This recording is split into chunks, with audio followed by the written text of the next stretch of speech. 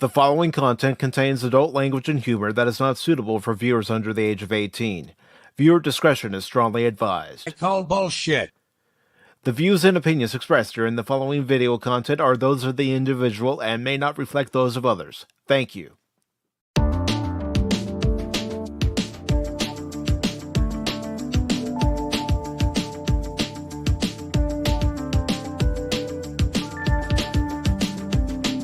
This is Patrick Stewart, and I always watch Pop Talk with Pacific414. Make it so.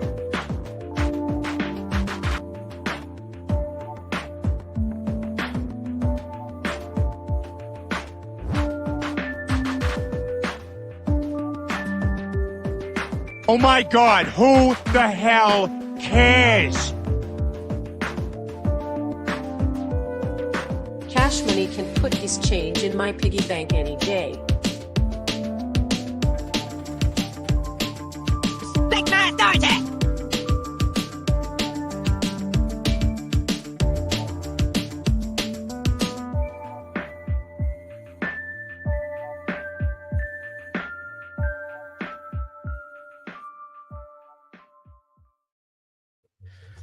Good morning, good afternoon, good evening, and welcome one and all to this edition of Pacific414 Pop Talk on this Sunday. Along with Baron Orman Tag, Cash Money 007. I am your host, Mike, and this afternoon we have several topics we are going to talk about. One of them I consider a very serious topic, and then another one, it makes you scratch your head and you have to wonder, where exactly is this company headed? But first, before we get into these articles, plus news about the live-action She-Ra series and Henry Cavill supposedly officially joining the MCU, Baron, Cash, how are you guys doing today? Doing pretty good. Go Cash. Yeah, go Cash. I'll let you go first this time. Okay, yeah, I'm doing pretty good. Very good. Oh, Good. How's your weekend been? It's been good. The Dodgers won yesterday, so that was great. They're going to be in a hard-fought series with the Padres, but yeah, the Dodgers are finding a way. Ohtani hit a 3-run homer yesterday, so yeah, it's pretty sweet. I did see that we're at one point the San Diego Padres up in Los Angeles at Dodger Stadium battling against the Los Angeles Dodgers. We're up 3-0 after the top of the first, but then the Dodgers came roaring back, and the final score of that game was Dodgers 7, Padres 5. Yes. Yep. and that was your Pop Talk box score short of the day. That's right. Not really happy about my Bruins though, and my brother isn't happy either. They're not showing that they deserve to be in the Big Ten right now. But even USC lost yesterday, which is interesting. So they've got some work to do, that's for sure. Because they're now with the bigger boys now. You got Penn State, you got some of these other teams. Minnesota, of course, is a good football team. So yeah. Lifelong sports fan of any team is tough. Mike would know that better than anybody, but it doesn't matter what you're a fan of, Duke basketball, whatever. Even when your team is winning, when they're losing or you feel they could have done a lot better that season, even in the playoffs or the tournament or whatever, it's frustrating, but that's how it goes. You know, my late grandmother on my dad's side went to UCLA, so she kept up with what the Bruins were doing, and I'm sure she did. Wasn't too happy some days with the football team, then other days with the basketball team. She was elated. You know, if you're rooting for sports teams, you know it's an uphill battle, it's a downhill battle, it's a seesaw battle at times. One day you love them, the next day, oh, these guys suck. Get rid of them all. That's right, exactly. Although there have been some Cubs teams where I've said it.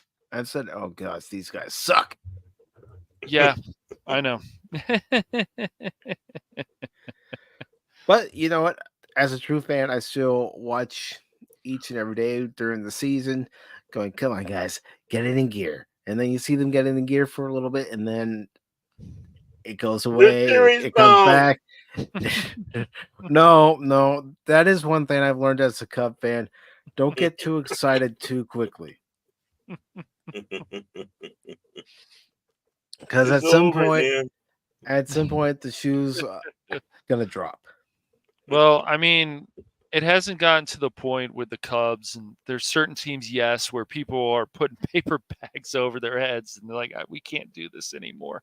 That's, of course, what happened with the A's recently, unfortunately, and some other teams. Yeah, so.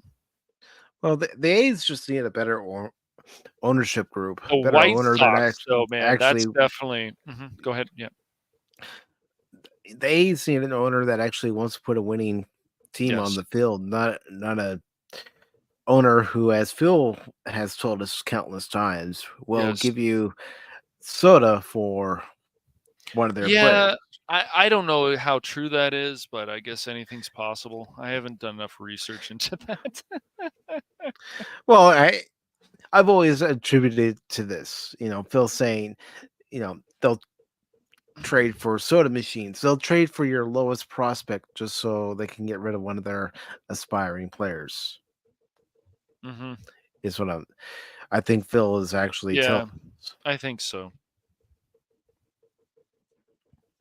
And then the next few years, you're going to be playing in a minor league stadium. That is a shot in the face. And if this rumor from MLB.com trade rumors is factually true, they're going to increase payroll.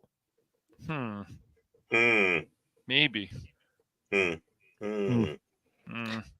But anyways, Baron, how are you doing? Oh, here I thought you might have forgotten me. I'm doing fantastic. It's starting to become October here in Minnesota. Leaves are changing and turkeys are trotting. Had my first turkey sighting today. So don't want to mess with those suckers. I tell you what. Wait a minute. I thought you had a turkey sighting every time you looked at the mirror. Yes. Big Tom. That means I got to build up my harem of Jennies. Yeah, there we go. For a minute there, I thought I got my dog barking. Good. But no, I'm doing pretty okay.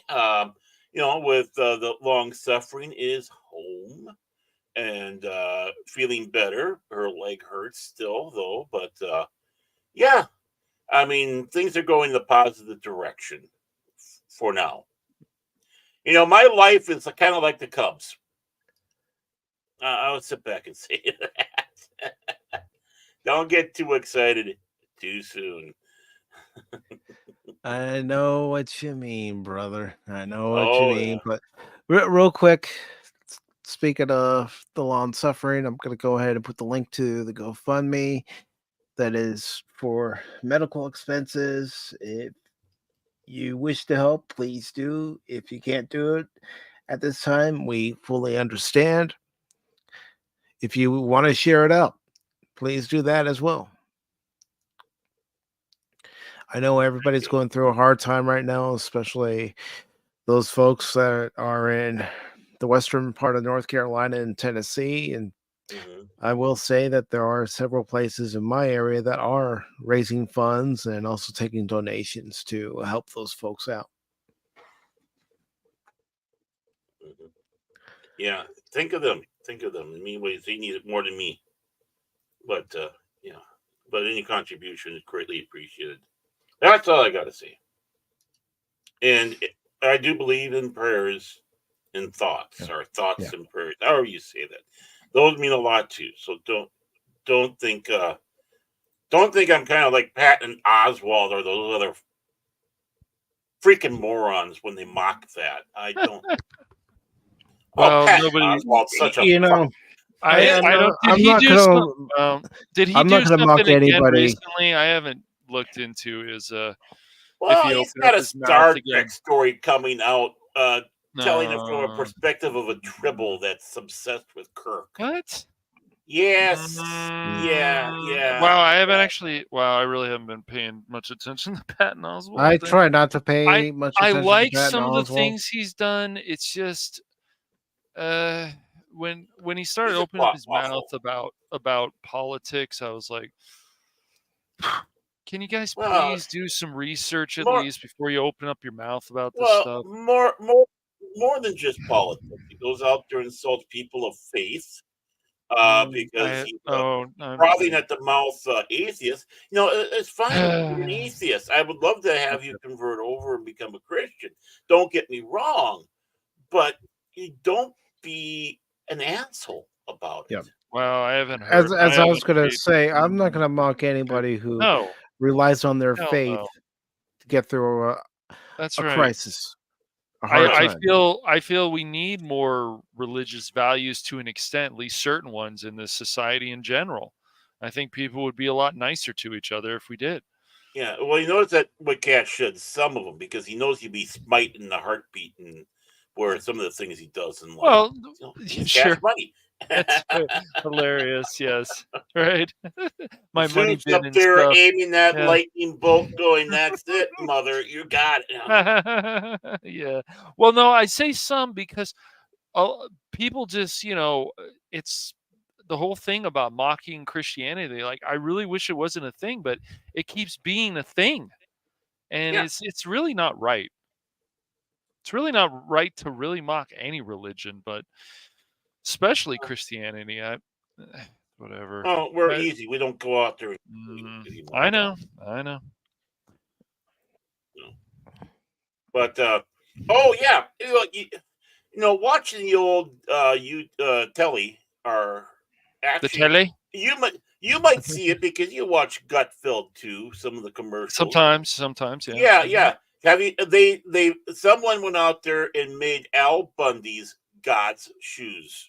I am not kidding. And it's for really real. Yeah, it's true. Gosh, I haven't thought about that in years, man. I sat down and watching it. I go, okay, I got to see this commercial again. Please let this commercial come on the next roll. And it's like, she made Al Bundy's God shoes. I What haven't the thought hell? about that. I'm gonna have to look into that again. I do kind of remember the God shoes. They were just always coming up with things on that show, man. But remember, it's different time, but still, it's just they pushed all kinds of stuff in there, and they weren't going to hold back on anything. You had fat people making fun of skinny people making fun of fat people, all kinds of stuff. No man was hilarious. And let me ask you guys this. Yes. Let me ask you guys this. Did you ever watch Unhappily Ever After? Yeah. Yeah, you mean the Pale Imitation? Yeah, I watched it. Yeah, with the puppet and stuff. Yeah. Yeah. Yeah, the puppet played by Bobcat Goldthwait. Yep. Then he married the gal that was the girl that's on that show. He did. Nikki Cox. Nikki Cox, yeah. Nikki Cox, yeah. Who was on Starzanka. Who was also Star Trek on, Next Generation. Who was also on Vegas, right? Yeah, Vegas. That was a good show too. And the things that you watch on that show, they wouldn't right now, which is really unfortunate. So the things that they have Nikki Cox's character Tiffany doing that show, you wouldn't see a character do that now. Nope. You wouldn't see Kelly doing that. No, you wouldn't see Kelly doing that either. No. Stuff that you see in Anchorman, stuff that you see in Old School, stuff that you even see in Dodgeball. I don't think they would even you've got to just get people to come in there and say, we're just going to bring this comedy back and screw off. That's it. We're going to bring it back, and we don't really care who gets offended and whatever. So, that's it. It's like, if you're offended, this is not your film. This is not your film, so piss off. That's what they say in England. Well, getting into some of the stories that we have for this afternoon, we got stories? A few from Bounty in the Comics. Yes, Baron, we always have stories. I got articles. A story for you. Oh, articles. I was going to say, I got a story for you. I'd hate to know where that one's going.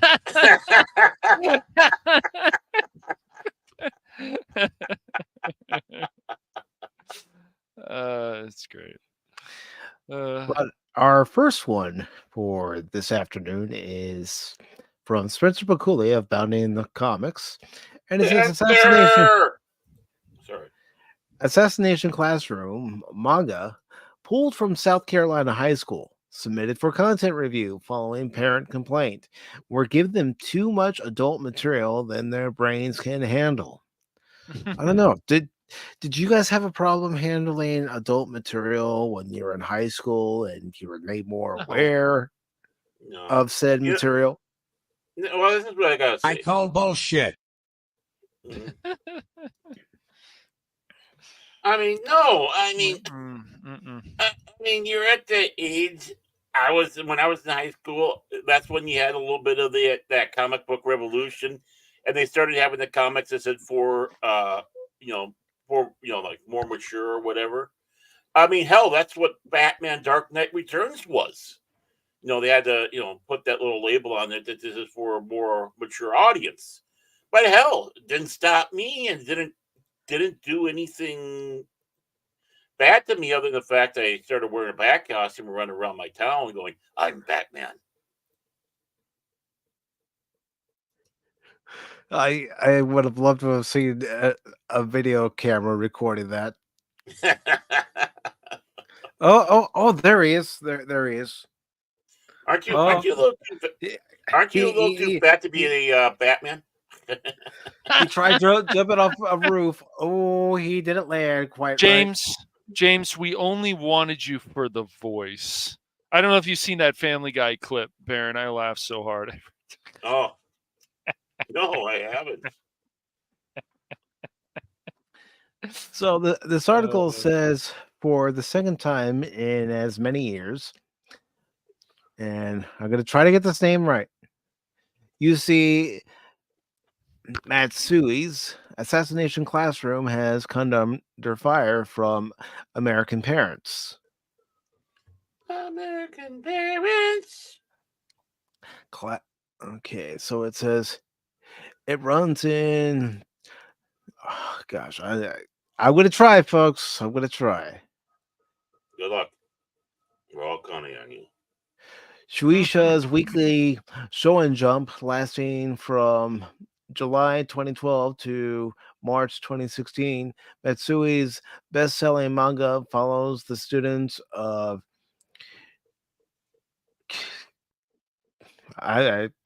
it's junior high school. I'll just say that. I'll just say that because it's a tongue twister. It's a tongue twister. Yeah, I know. I mean, Japanese is a little bit more of a musical language, and Yes, it can give give your tongue a good workout. Not in the Kamala Harris way either. Oh boy. Yeah. But it's a junior high school class 3E. I've watched the anime. I'm sure if I heard it again, I'd be able to pronounce it, but it's been a while. There are ranks consisting. I need to finish watching it. Good show. Yeah, I've heard really good things about it. I've only watched a little bit of it, so yeah. Oh, you need to watch. Yeah, you got to watch it, man. Their ranks consisting entirely of various misfits, punks, and other various troublemakers as they train under the orders of the Japanese government to prevent the Earth from being destroyed. The threat? Their teacher, Koro Sensei, a yellow-colored tentacle alien who has practically conquered Earth. Threatening to destroy the planet in 1 year's time, the alien offers to train Class 3E in the art of assassination in hopes that before the clock hits 0, they'll be able to use their skills to end his life and net themselves 10 billion yen bonus, that is, in the process.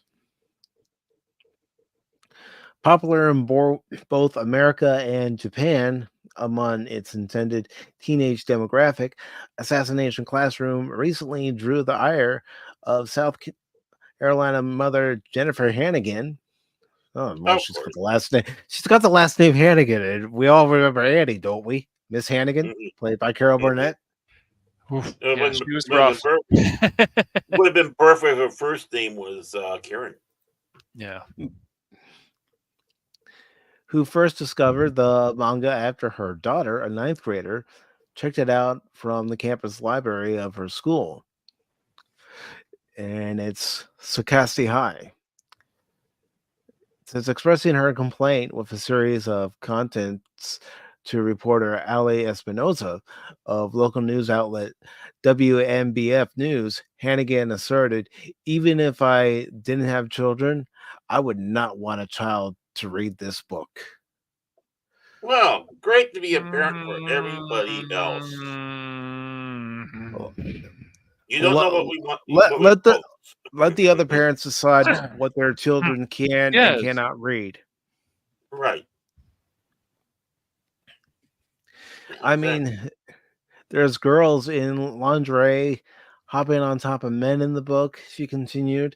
In the book, they'll have several chapters that are telling you a killing is in the title of some nature. Oh gosh, lady. Lady. I think lady's a little too strong to say about this woman. I you know, Baron, this is what I'm trying to do. I'm trying not to go off the handle. I'm trying to do this, Baron. I Just know. just to let you and everyone else know. I'm just Take it easy, man. I'm perfectly calm, dude. Calmer than you are. You just take it easy. Calmer than you are. Calmer love than you are. that. Calmer than you are. I can tell you're about to lose. You know that you're ready. not yet.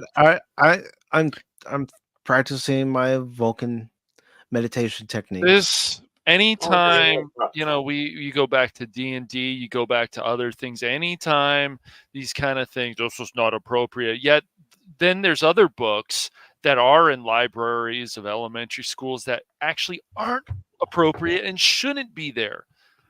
It's just, this is how you do a proper blowjob on the man, boys. Oh boy. Here it is, Sunday, and well, Baron's like, Sunday? Okay, whatever. Well, no, I mean, honestly, they got them in the libraries for young kids. They do. Yeah. And I don't know if some of them, I'm sure some of them have been removed, but it's just, I have to say, if you had kids and stuff, I don't think you would want your kids reading that stuff in the library, but we're worried about things like this. Whatever. My God, I've seen superheroines with left on. I mean, for crying out, more boobage and all that. You could turn on the TV and see women wearing scantily clad clothes, or even guys in shows with very little on. That's right. Well, even the commercials now. You got commercials for condoms. You got commercials about shaving your pubes. Men and women. Yeah, it's not a joke. Yeah. That's true. No, I don't know. They're out there. Exactly. I've seen them. Yeah, it's. What a world! What a world! Hannigan added, there's also several pages where there's handguns, rifles, knives, and potions, and it talks about killing in the pages. It's just the whole thing. Potions? Okay. Yeah, yes, potions. Oh my. Oh my. It's just the whole thing, she told Espinosa. Spencer, there's only one Owen told, not two. This is why they need editors. We've said it before, and I'm going to go ahead and add it. They need editors. Yeah. They do. Well, we said that many times. We love you. We only say this out of love, Spencer. But tooled is better than told, or not better than told.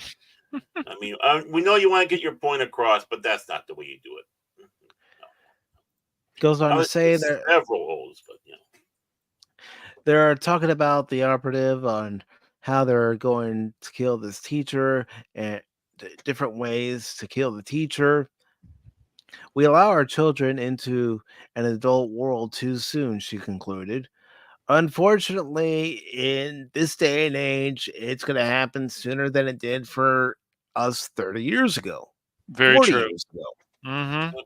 Yeah. TikTok. Uh-huh. So, okay. So we allow our children into an adult world too soon, she concluded. We're giving them too much adult material than their brains can handle, and I think that's a problem. Well, they can't escape it, Hannigan. No, they It's can't. all around them.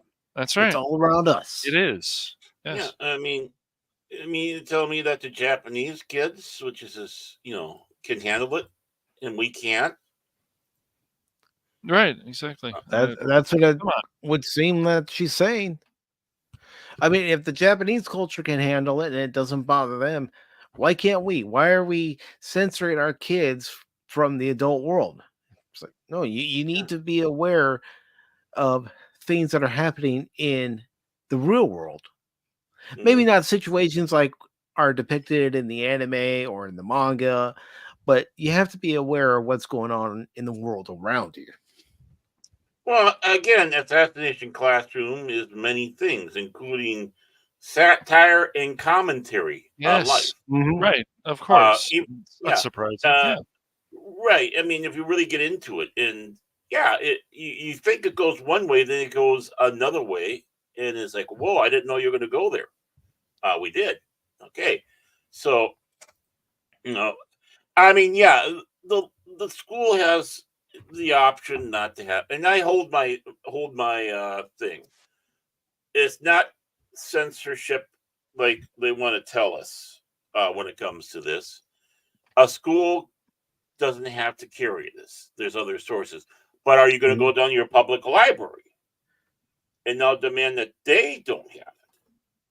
Because then now you are taking it out of those who are like us, supposedly mature, which again can be That's questioned. debatable. That's debatable. Exactly. Yeah, exactly. It's debatable, but um, are you going to take it away from everybody? This is uh, again, and when it comes around to again, the library has that option as well. You can still get it on Amazon. You can still get it other places, as long as the government doesn't come in and decide to do a book burning. And that's the thing about uh, Yeah. the free speech. Having that First Amendment, which, by the way, a certain political party has made it known feel as a threat to not only us but the rest of the world. Um, I wish I could say I was being sarcastic, snooty, snarky, or whatever. It is true, and you just have to hear a certain man who ran for president one time out there shooting his mouth off. Yeah. Well, That, you know that what this reminds me of a little bit. mm, The parents groups that got up in arms about the WWE programming in the late '90s, early 2000s. yeah. Oh, the ones that complain about Dungeons and Dragons. Thank you. By the way, thank you, 60 Minutes. Fuck you, 60 Minutes. And while we're at it, fuck you, Mark Hamill. I knew it.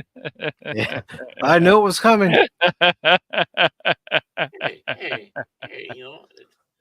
it, it's just like, it's like what you were saying before, man. Take it easy, man. I'm perfectly calm, dude. Calmer than you are. You just take it easy. Calmer than you are.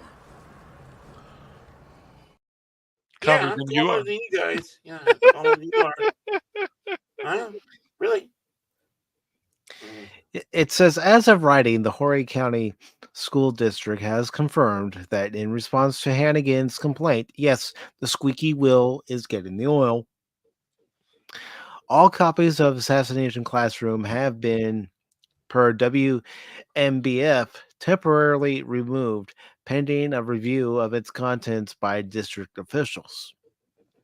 Notably, WMBF's report did not specify if the series had been removed from all school libraries within the Horry County District or just the one belonging to Sokatse High. So let's see. Well, It goes on to good say thing. here, as noted above, this is not the first time Matsui's manga has found itself in the crosshairs of American parents. In 2019, a concerned mother of a student at Markham Intermediate School in Staten Island, New York, complained about the series' references to classroom violence, which in turn resulted in the manga being pulled from the library's shelves.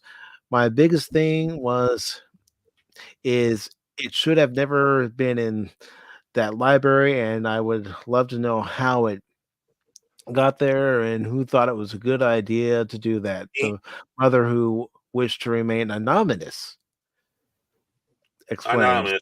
to Slive.com. I've never even Anonymous. heard of Slive.com. Mm-mm. I don't even know that one either. Mm. It's probably another AI site. Who knows? Yeah, I've never heard of that either. It says Flash. then in April 2023, conservative activist group Citizens Defending Freedom challenged the inclusion of the series in school libraries due to what they described as its violent and sexually explicit content. This is a nonpartisan issue. Citizens Defending Freedom's National Communications Director, Kristen Huber, told Fox 13 Tampa Bay. We should all be able to agree that violence toward teachers and explicit sexual content is not something that schools should be glorifying or promoting, especially on taxpayer dollars. Hmm. You know, the sexual stuff really isn't that strong. No, it's not. And speaking of us, good to see you. And yeah, don't bring it into this. What's up, dude? Good to see you, buddy. Well, yeah, It- I mean, this is it- a case where everybody's off their rockers. They really are. Because we know, even though, of course, the conservative groups can go off on things too. They've done it Oh, yeah, before. no. Not all of them, but some of them will go off on things. You know, I want to Yeah. actually see this content. I'm like, with other stuff in there, these sexual books in elementary schools that we've talked about just a little while ago shouldn't be in there at all. This seems pretty tame, but I'd have to go through the book. I just can't Well- see this being that sexually whatever it is. This is in Uh, high schools too. I mean, yeah, go ahead. Well, the thing is, it's a good thing I'm not on that panel because I would reject it so I can take them all home with me. See, I'm selfish, greedy. I just do it for my own good. It's like, I got them, kids. Nah, nah, nah, nah, nah. I get to read them now. I know. I'm a troll. Troll in life. That's what I am. But It'd be fun to be a no, troll. again, it also shows that again, this is double stupidity True, on Anonymous, both yeah. sides. Yeah. Yeah, No, double- well, let's look. If we're going to have a reasonable conversation about all this stuff, then let's have a reasonable conversation about it. But it's very hard. It's like, look, it's the same thing. A lot of people want to talk about with climate change and all of that. It's like, okay, let's have a reasonable conversation about this, and then maybe we can actually come to a solution or an actual, or a good answer for this stuff. But we can't. This whole extreme on one side or the other, it's not going to help anything. We need to have more reasonable conversations about stuff. And okay, these are in schools. Well, what? They're in elementary schools where there's books there, I would say, and people say, "Oh, I thought you guys were against censorship or whatever." But it's like certain books do not belong in libraries, especially in elementary schools. They just don't. And an instruction manual for young kids to give blowjobs to men. No, that's illegal. That is called the P word. That is called child. That stuff is illegal. Right. Illegal. Right. That's where you do, and that's the difference between it. Assassination Classroom has nothing in it to make it illegal. It's a silly, and when it starts off as a silly little thing, it gets darker because you start finding out secrets in there. But still, there's a reason why he's doing this, and you just got to sit back and figure it out. And Unfortunately, Baron, there are people who will not want to sit back and figure it out and find out why something like this manga or even its anime counterpart are so popular. Mhm. Well, They see something in it that they don't agree with, and they have to make sure that everyone else doesn't agree with it either. Yeah. Well, Look, yeah, if I mean, there's they really can take a bad look at a couple stuff, pages and go, right? ah, And what are these? Where are they finding these in the library? Are we finding these in elementary school, junior high? I mean, I'm sure junior high kids. This article specifically mentions this high school in The high South school. Carolina. Okay, well, right. high So school is yeah, the a high yeah, school. this is Come high on, school really? age. Do you know what things go on in high school still? I mean, in elementary, yeah, I can see where you sit back and go, I Yeah, don't that really might be a think little this bit should too be in there. much. Yeah, Yeah, exactly. but Even junior high, I could understand, but yeah, But this is high don't school. Yeah, yeah. I mean, if this was in let me just elementary double school, check. okay. Maybe it was a Yeah, junior high. maybe it Let me was. go Okay. back through But and read it. the thing is you don't go full Karen either. That doesn't help. No, And that this woman never is helps going anything. again Right, full Karen. It's exactly. like full Yes. middle Karen. Yeah. The female fun limitation factor squad is out there. I mean, that's all people are going to sit back and start thinking.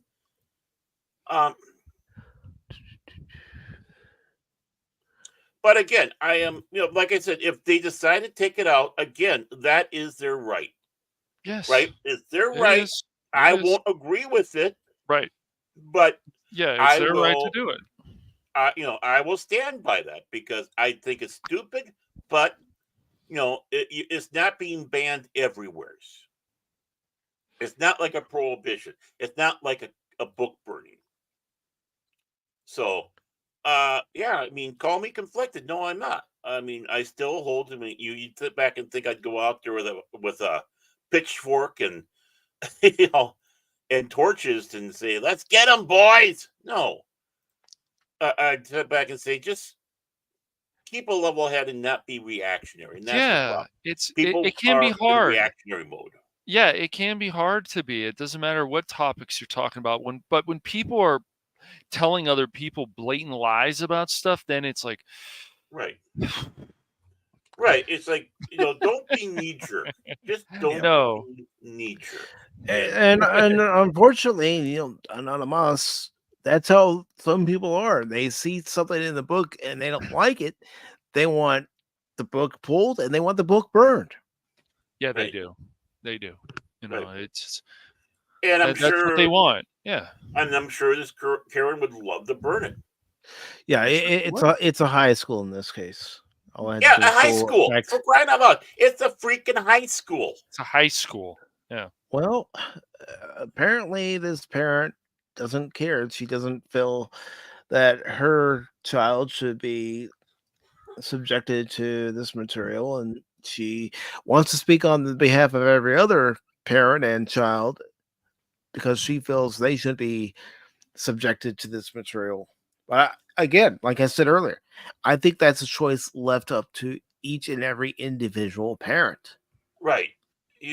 Then if you really want to put your daughter into the gulag of the household and not have them take a look and get thoughts and ideas going, to be able to think, to be critical thinking, to be able to see viewpoints from from other areas, from a medium like this, whether you agree or not, but you got to know, if you don't agree with it, you got to know where they're coming from, right? Right. Mhm. Or you're just a freaking Yes. idiot.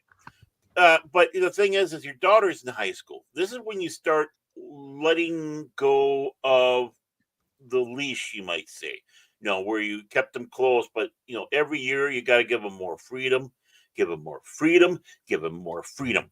If you over coddle them, it is horrible. I mean, my God, what would happen if you lived 200 years ago? What would your attitude be? You're typically trying to survive, and you're trying to survive sometimes in very nasty ways.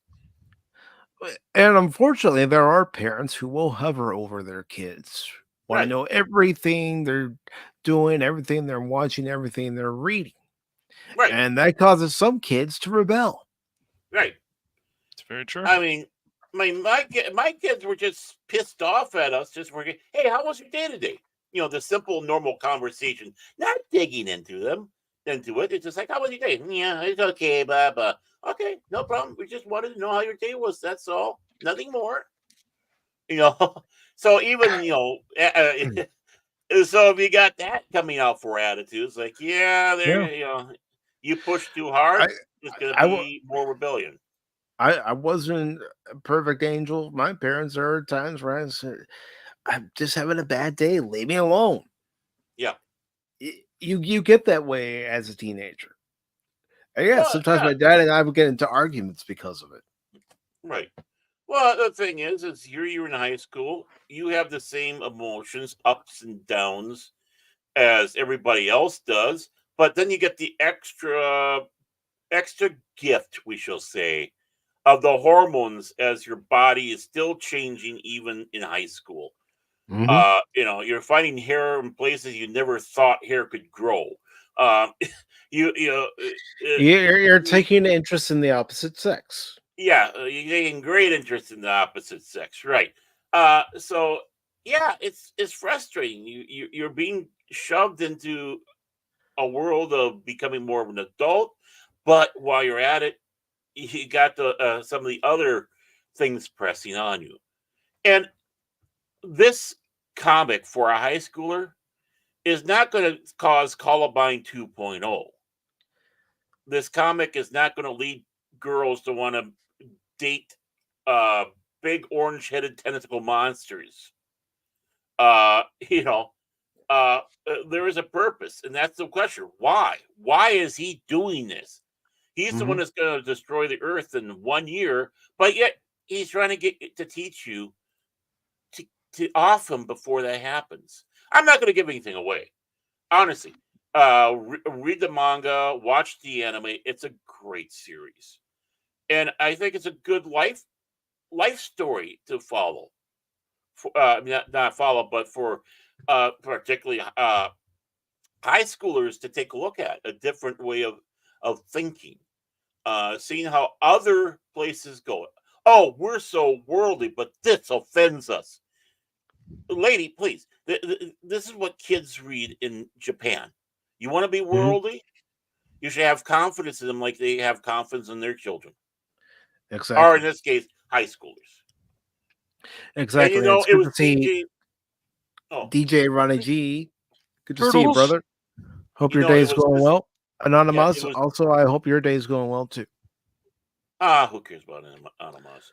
I Just do. kidding, buddy. Just kidding, buddy. But you know, it was DJ's Pay no mom. attention to Was the Barrymore Orman tag, Anonymous.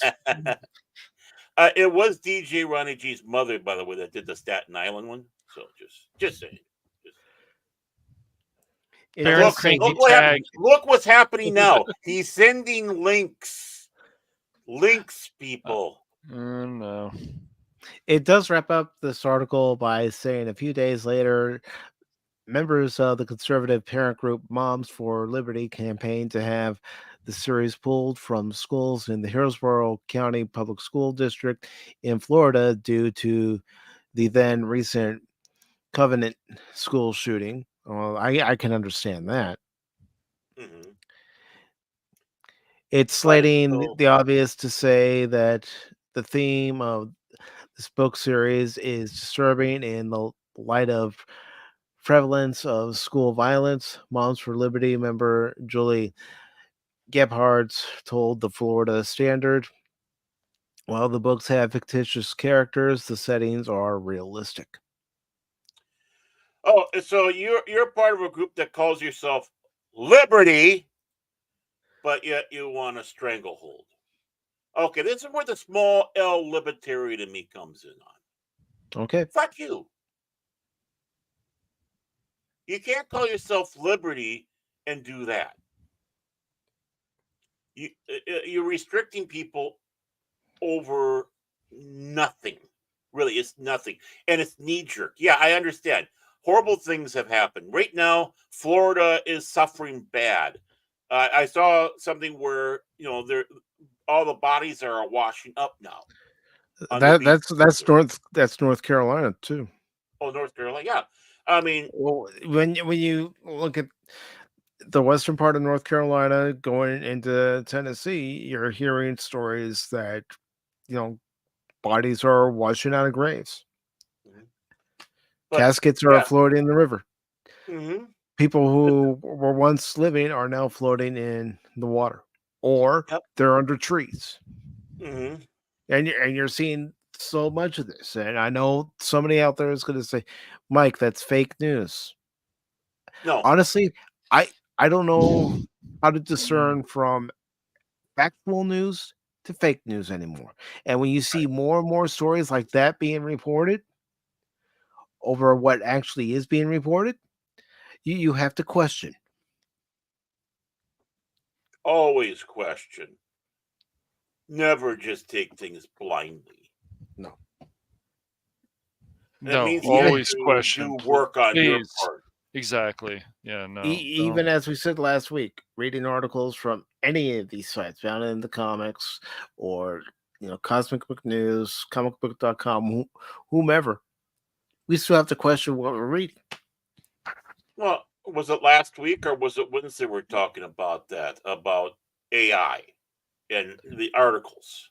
We talked about it last Sunday. Yes. Yeah, last Sunday, so a week ago. Sometimes these shows go by, But yeah, I mean, how is like these articles look like they're, the gobbledygook shouldn't be in there. It's just this is AI. It has to be, especially for the the crap that the story was. So yeah, I mean, always get news from all over the place. I watch news from all over the world. I mean, I'm not just happy with trying to find local or national news as much as I don't trust them. I really don't. MSNBC, right. CNBC, yeah, right. They have some CNN? good stuff on CNBC, but it's rare. Well, there's some. I mean, there's some good things on MSNBC. There's even some stuff too. on PBS NewsHour, but it's usually like the last 5 minutes, the last 10 minutes is the art stuff. You find some interesting thing. There's some good art stuff even on BBC America, but other stuff. I just want to know, why is Bruce Springsteen's rambling endorsement of Kamala Harris, why is that even a fucking news story? We all know which way he goes. I don't know, man. That's no problem. I mean, we know he's at. Yeah, but he's made that very clear. Honestly, very clear. It's none of our business to know who any of us are voting for. Right. Say that for the polls on election day, or if you live in an area and early voting starting, just like in my area, it's starting next week. Yep. Go and vote for the candidate you want to vote for then. Right. But it shouldn't be a news story that he's doing. You know what would be a news story, actually? If he endorsed Trump. Now that's a news story. Yeah, that would be because it's shocking. Yeah. It's like, whoa, what? Come on, man. You can't do that, man. Pedro. Vote for Pedro there, Anonymous. Yeah, Pedro. Yes, Pedro. You got to vote for Pedro, man. Pedro's a good choice. I'm voting for Uncle Scrooge. Yes, Uncle Scrooge. I'm right there with you, Anonymous. Vote for Pedro.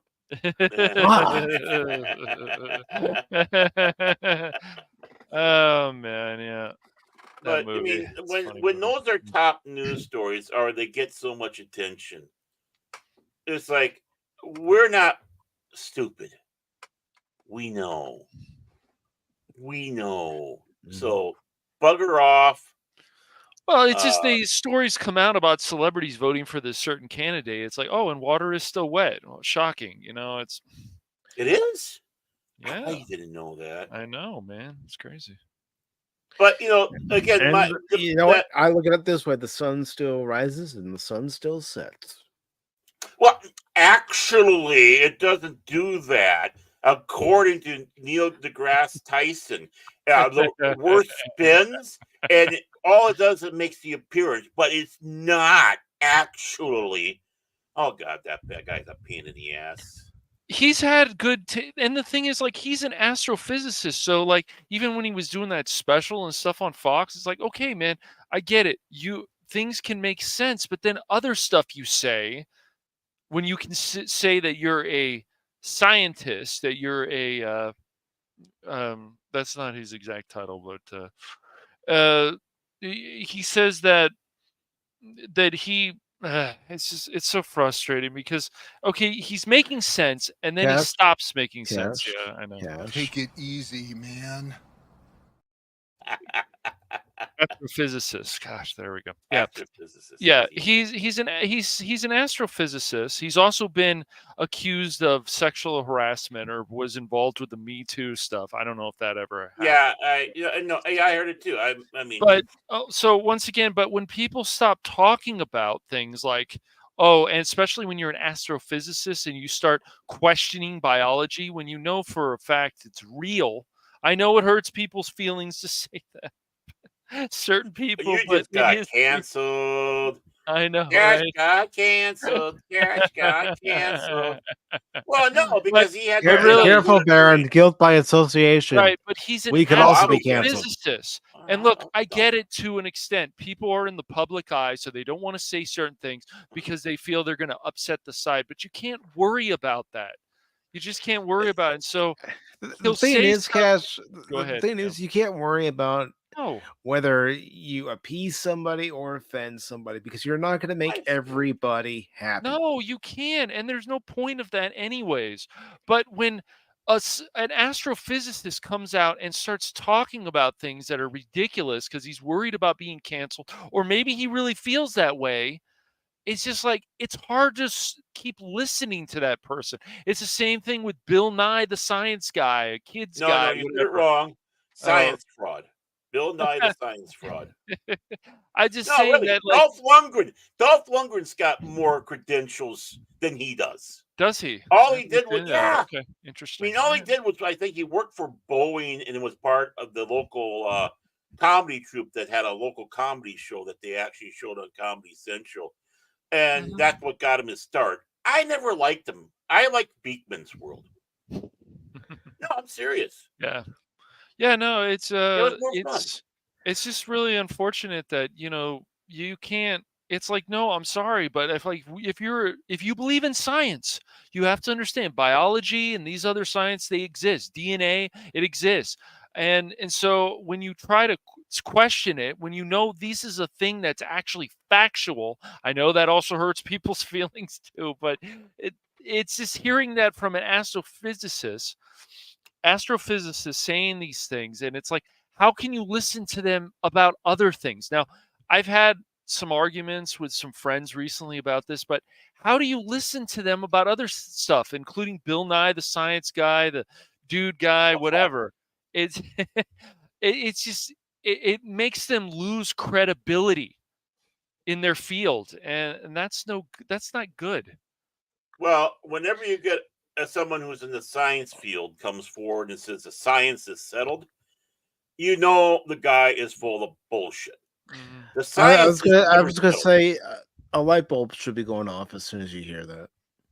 Yeah. Right. Because, A- I mean, And not your typical light bulb, a red light bulb. Yep. Wait a minute. yeah. Well, that's why it also Well, bothers me also, guys, with like presidents, and this goes along the same lines, when they say, "Oh, who cares about space travel? Who cares?" It's like we should care. Like we yeah. Right. we I should mean, care about space travel and helping NASA. Even if people like Elon and other people blasting rockets and the rockets had to go and right. save some astronauts, or they're going to soon. I guess it's still a few months away, but Yeah.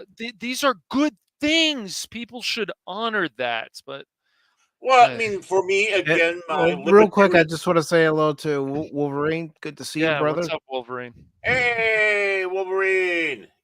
Good dude. He's a good dude. Great guy. You know.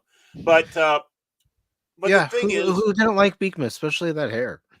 Beekman was cool. He was, I mean, wow. I mean, I love Beekman. But I think the guy who played the rat is no longer with us, sadly.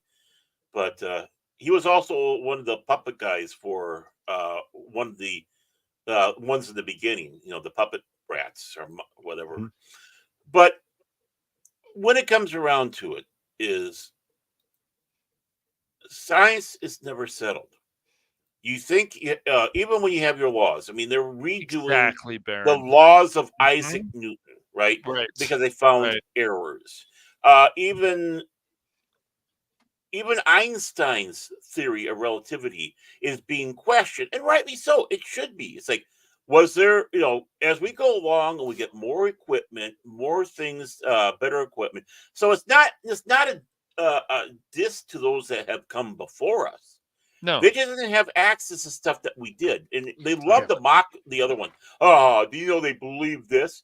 Well, yeah, they're working with the tools they had at the time, and it seemed logical, right? Exactly. Just like 50, 60, 70, 80, 90, 100 years from now, future science is going to look at our science and go, do you believe that they believe that? Oh, they'll knock Neil deGrasse Tyson. I mean, they'll sit back and say, "Can you believe this moron?" And not only that, he decided he wanted to be a biologist without a biology degree. Yeah, imagine being on like on like Bill Maher or one of those shows that he would go on. It's like, dude, no, that's not true. Like what you're saying with Bill Nye. It's like, look, you did these science experiments for kids and you had a show, and I don't think he's done that in a number of years now. But it's like the other stuff you say is ridiculous. Like, so how can you sit there and say that? It's just, and I'll tell you why. And of course, they get mad and whatever, but still, it's like you're supposed to be a scientist. You're saying things that are factually incorrect. I mean, it's just like history. You start finding out new things, new places. I mean, talk about the big one with the Dead Sea Scrolls when that came into existence and blew everybody's mind away, and still does. Look at many other things we have out there. It just takes finding a new thing to really destroy what we know now.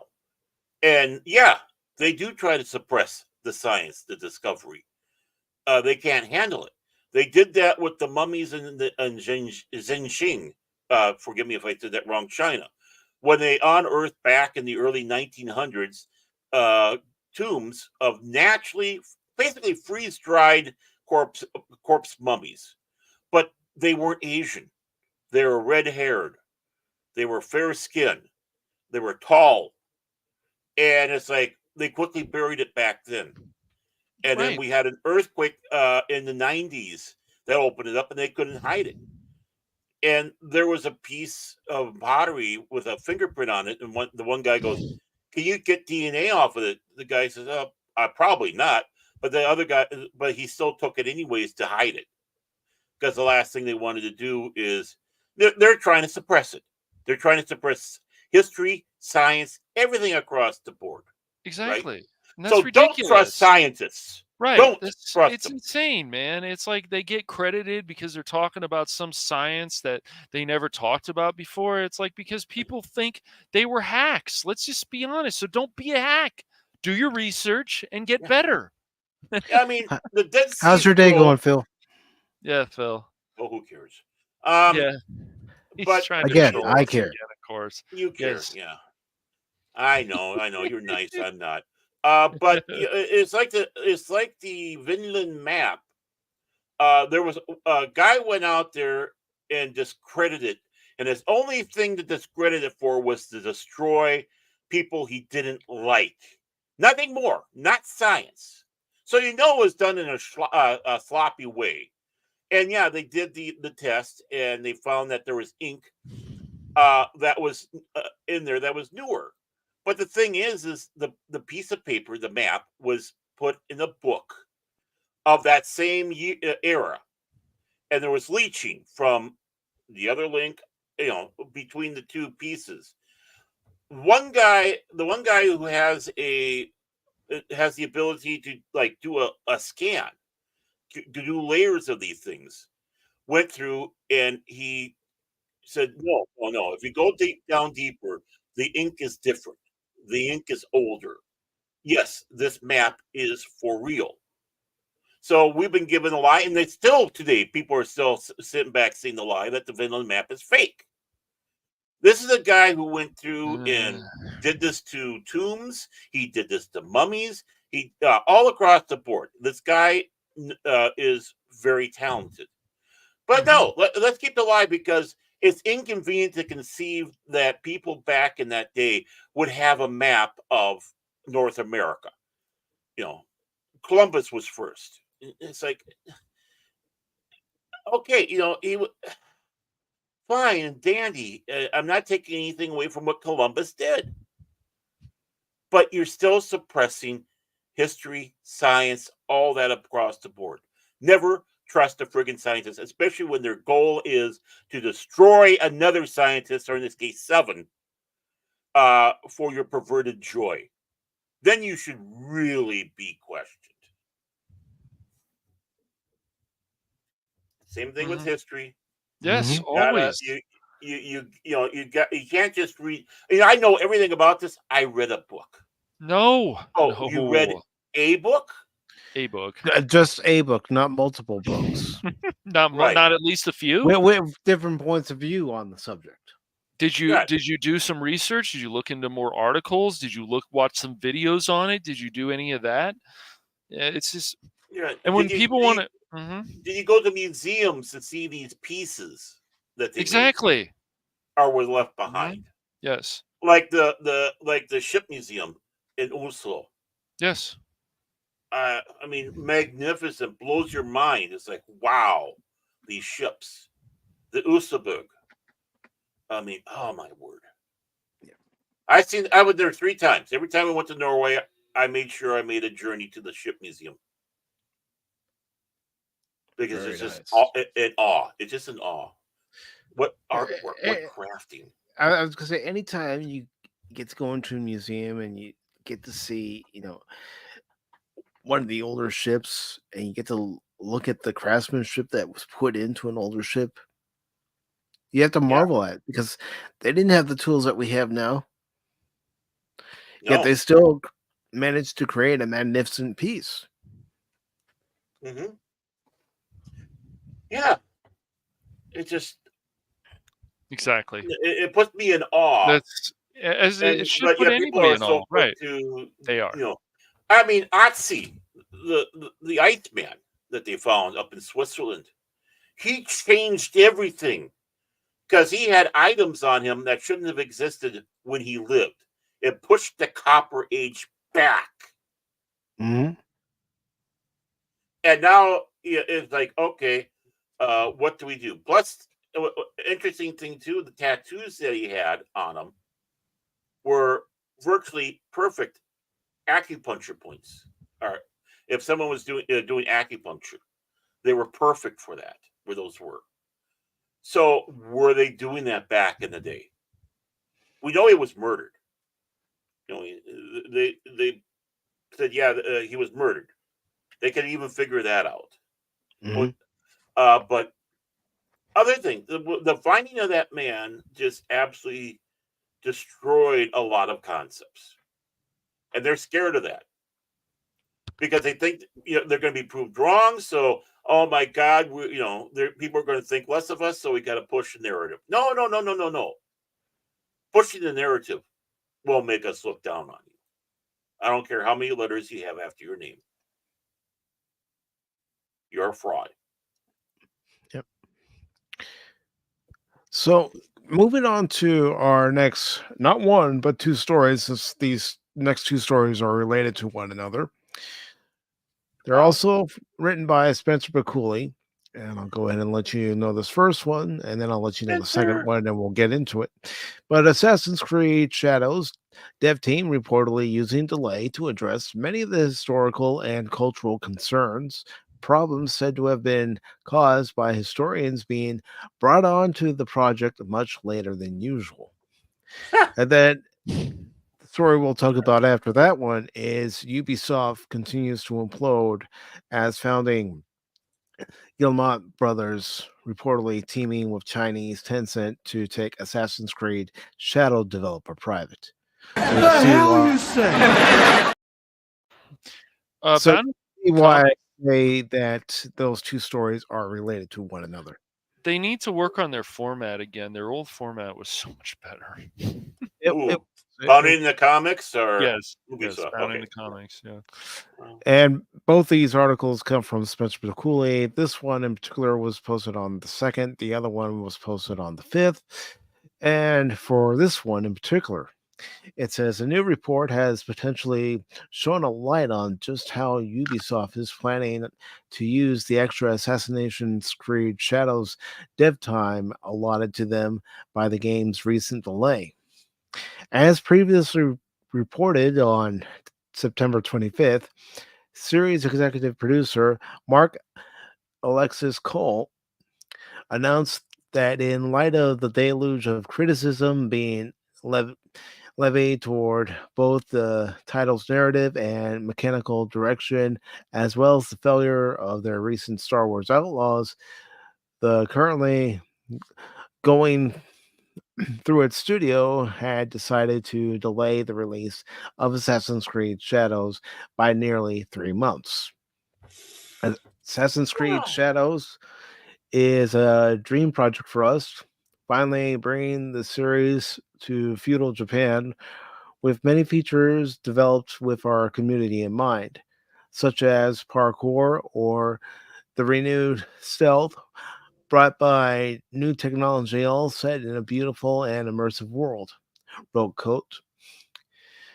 This is an ambitious addition to the franchise, a rich experience that can be lived through the eyes of two unique protagonists, but we realize we need more time to polish and refine the experience, pushing further some of our key features. As such, we've made the decision to postpone the release date to February 14th, 2025. That's right, you can give the one you love, Assassin's Creed Shadows. Shot to the heart. Now I'm bleeding. I think I need to go to emergency. Sorry. He then revealed the game will release on a broad range of platforms, including Steam at launch. Additionally, pre-orders will be refunded, and all future pre-orders will be granted the first expansion for free. Rest assured, we are looking forward to the moment you will embark on a memorable adventure with Noe and Yasuki. Until then, we thank you for your ongoing support. In a separate statement released that same day, Ubisoft leadership further informed investors that while the game is feature complete, the learnings from the Star Wars Outlaws release led us to provide additional time to further polish the title. They added, this will enable the biggest entry in the franchise to fully deliver on its ambition, notably by fulfilling the promise of our dual protagonist adventure with Noe and Yasuki, and bringing two very different gameplay styles. In light of this decision, the internet was soon set ablaze with speculation regarding just what improvements Ubisoft could be making to Shadows, with the most popular theory notably being that they would be completely removing Yasuki from the game's narrative and replacing him with an ethnically Japanese counterpart. Unfortunately, for those who place their bets on this potential outcome, according to insider sources who spoke to Insider Gaming's Tom Henderson, a change in protagonist is not on their to-do list, nor would you ever think it was. I know there are those with a small glimmer of hope, but no, they wouldn't do that. They've already put enough investment into this character. They're going to push through with said character. I don't have any inside. I don't have any inside sources. That's what my gut instinct tells me. Oh yeah, I mean, they want to push a false narrative. I mean, even though it's a fantasy game, right? It's a fantasy game. We understand that. But even fantasy games, in one penguin enters, two penguins enter, one penguins leave. Punk Waddle, greatest sparring. Punk Waddle, it's most mechanics. No, No, Gaming. it's Punk Waddle. Oh, I'm trying to say Punk Waddle's greatest sparring partner, low spec, Linux, laptop, or in this case, what was it, gamer?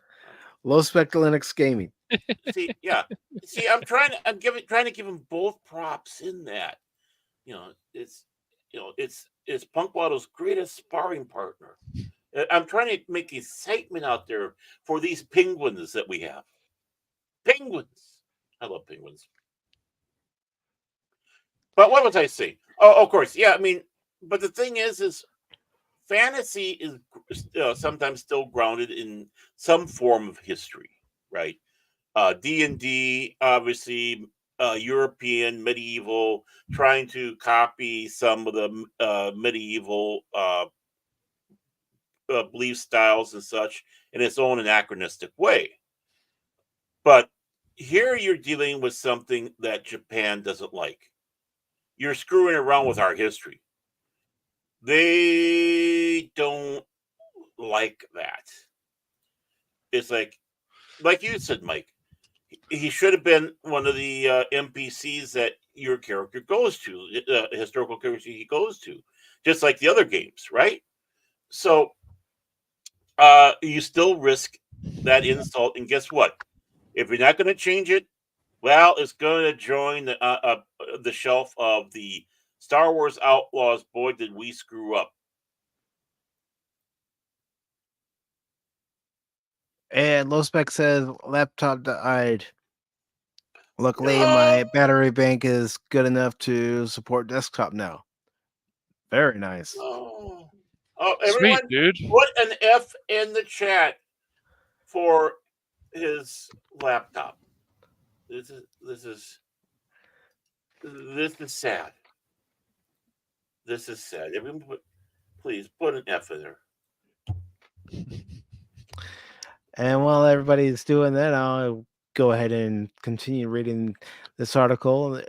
Unfortunately, a change in the protagonist is not on their to-do list, though admittedly this prospect did seem a bit pie in the sky, as removing Yasuki completely would likely require Ubisoft to almost totally restart production on the game from the ground up. It does say, however, while Yasuki may be sticking around, said sources did suggest that Ubisoft was dedicating a portion of their extra dev time to actively addressing many historical and cultural concerns, which started before the game's reveal following external playtest and were accelerated further following the game's initial reveal and mass feedback, meaning it's not historically accurate. Phil, what are you talking about, man? Go back to the Matrix. Go back to sleep. This includes changing some of Yusuke's story and how he's portrayed in the game, fixing architectural details, and ensuring that the game is historically grounded while fitting into the Assassin's Creed universe, wrote Henderson. As to how such stark historical issues made it through Ubisoft's supposedly strict asset approval process, Henderson's sources explained to him that historical experts were brought onto the project much later than usual for a project of this magnitude. They should have been there from the start. Yeah, right from the planning stages. What? And that miscommunication between teams and cutting corners when it came to the approval process of assets to meet deadlines were also at play. You mean a large corporation developing a product cutting corners? You're forcing me, man. What the hell you say? But we did our research. We worked hard. We saw Afro Samurai. Obviously, they had them. Didn't you see that manga and anime? It's like, come on, man. Come on, man. We're That not. was a- And, yeah. and we're Ubisoft, man. We're not going to dummy down the stuff. We're going to still make it challenging. We're not going to do what we did with Mirage. Sure. You get that great game experience, just like Outlaws.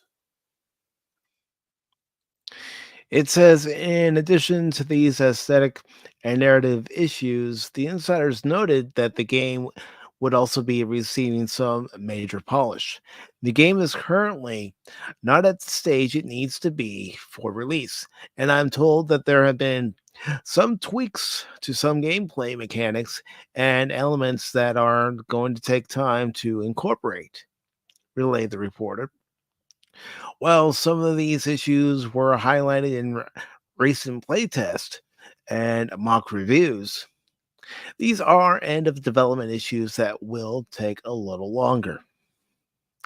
It wraps up by saying, ultimately, the results of these changes and whether or not they'll have any positive effect on the game's sales prospects will be confirmed when Assassin's Creed Shadows officially releases on its new date of February 14th, 2024.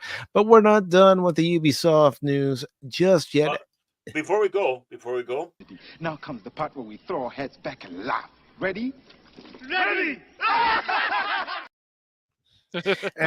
As I said, this article relates to the previous article.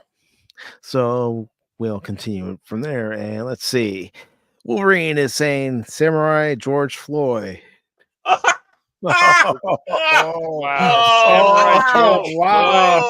Oh, ow. Ouch, Samurai man. George Floyd. Oof. Oof. Wow. Ooh. Yeah. Brutal Wolverine. Just brutal. Oh, Now I need that clip of Peter going, ah. yeah. Ah. He went there, not me. He went there. He threw in the fastball. Okay, so he's Wolverine. Well, you just got to tell it like it is sometimes. Yeah. This article is also by Spencer Bakuli. Ubisoft continues to implode as founding Guillemot brothers reportedly teaming with Chinese Tencent to take Assassin's Creed Shadow developer private. Wonder why? Could it be Satan? You know what it is. That's right. I said, I ain't giving you no 350, you goddamn Loch Ness monster. Get your own goddamn money. I gave him $1. It says, amidst their ongoing plummet into financial and reputational ruin, well, they brought it upon themselves. Like Obi-Wan said to Anakin, you have done this to yourself. You have done that to yourself. Ubisoft's founders. No, you're ignorant. The Guillemot brothers. Get that one back. We need to get that one back on. The Guillemot brothers are reportedly teaming up with Chinese multimedia conglomerate Tencent to buy out the embattled Assassin's Creed Shadows developer and take it private. So they're running to China now for safety. I'm sure North Korea is going to be very happy to get the work. I'm not kidding. That's what China does. I know you're not. Where did this supposed development was first raised on October 4th, courtesy of Bloomberg's Vinci Chan, Dong Kao, and Benoit Berthelot. At least close enough. Per information allegedly provided to them by people familiar with the matter. Oh, you never want to hear that. In light of Ubisoft's losing of more than half its market value across the past year, Tencent and Guillemot Brothers Ltd, a limited corporation unsurprisingly owned by the eponymous siblings, have been speaking with advisors to help explore ways to stabilize Ubisoft and bolster its value. One of the possibilities being discussed would involve teaming up to take the company private. The trio added before clarifying that this move was not yet a done deal, as Tencent and the Guillemot family are also considering other alternatives. Such a partnership would not be unprecedented nor unsurprising, as not only does Tencent already own a little under 10% of Ubisoft's total stock, but they also own 49.9% of Guillemot Brothers Ltd. Itself, having bought this stake in a 2022 deal whose terms allow the Guillemot brothers themselves both the freedom to work and communicate with whomever they want, as well as the right of first refusal should the Chinese company ever choose to sell their stake in the company, which the deal states they legally cannot do until at the earliest 2027. Notably, the Guillemot brothers' consideration of taking Ubisoft private comes amidst a long string of PR and financial misses for their video game studio, including current CEO Yves Guillemot's touting of Skulls and Bones as a quadruple A title, despite the fact that its 11-year development time couldn't stop it from releasing as a lackluster mess. The immensely disappointing critical and commercial performance of Star Wars Outlaws, and of course, the entire situation surrounding the upcoming Assassin's Creed Shadows. To this end, it also comes after these disasters, as well as many more, including the recent addition to microtransactions and overall stagnation, as the studio prompted one of Ubisoft's minority investors, AJ Investments and Partners, to call for the company to be taken private. Very interesting. Mhm. Stupid. We believe that Ubisoft at current valuation is deeply undervalued and should be worth between 40 to 45 euro per share, said AJ Investments founder uh, Suraj Kubra. I'm trying, folks. I'm trying. Whose firm holds less than 1% stake in the company. In his plea, the main reason why the valuation is so low compared to the peers is that Ubisoft at current state is mismanaged and shareholders are hostages of Guillemot family members and Tencent who take advantage of them. Management is focused on pleasing investors with beating quarterly results and not focusing on long-term strategy to provide exceptional experience for gamers. Well, since when has a company ever thought of the customer first? They Some, used but to. not as many. Yeah, No, they they've used to. gone. I know they used to, but I'm saying since when? Especially in present Uh, day. there's been a few that seem to care Yeah. about people's feedback, but Well, I know you know what? this. Go ahead. It's the small developers, the people who do police simulator, contraband police. I mean, these ones that are from Europe that are independents. They care. Yep. I mean, I would say Hogwarts certainly was appealing to a lot of the fan base, but then Warner Brothers Games starts doing some other stupid things. So it's like, Mhm. make up your mind. People should always do these games to appeal to the fan base. Right. The reason, of course, Assassin's Creed is a big deal and Star Wars is because it's just the directions people are going. And then when the media starts attacking people, and then it just turns into this whole drama. But Yeah. Ubisoft used to do some great work, and I don't know with the people they have now, I don't know if they care about that anymore. Probably Hopefully, not. but somebody's got to go in there and say, look, if they're really thinking about taking their company private now, if that's what there's definitely a lot of problems, and maybe they just got to get some better people out there and say, look, we're going to fix these things, we're going to do this. But they probably didn't expect all the backlash of this new Assassin's Creed game. Oh, we can do whatever the hell we want. And hold on here a minute, guys. Well, yeah. Yeah. I mean, Hmm.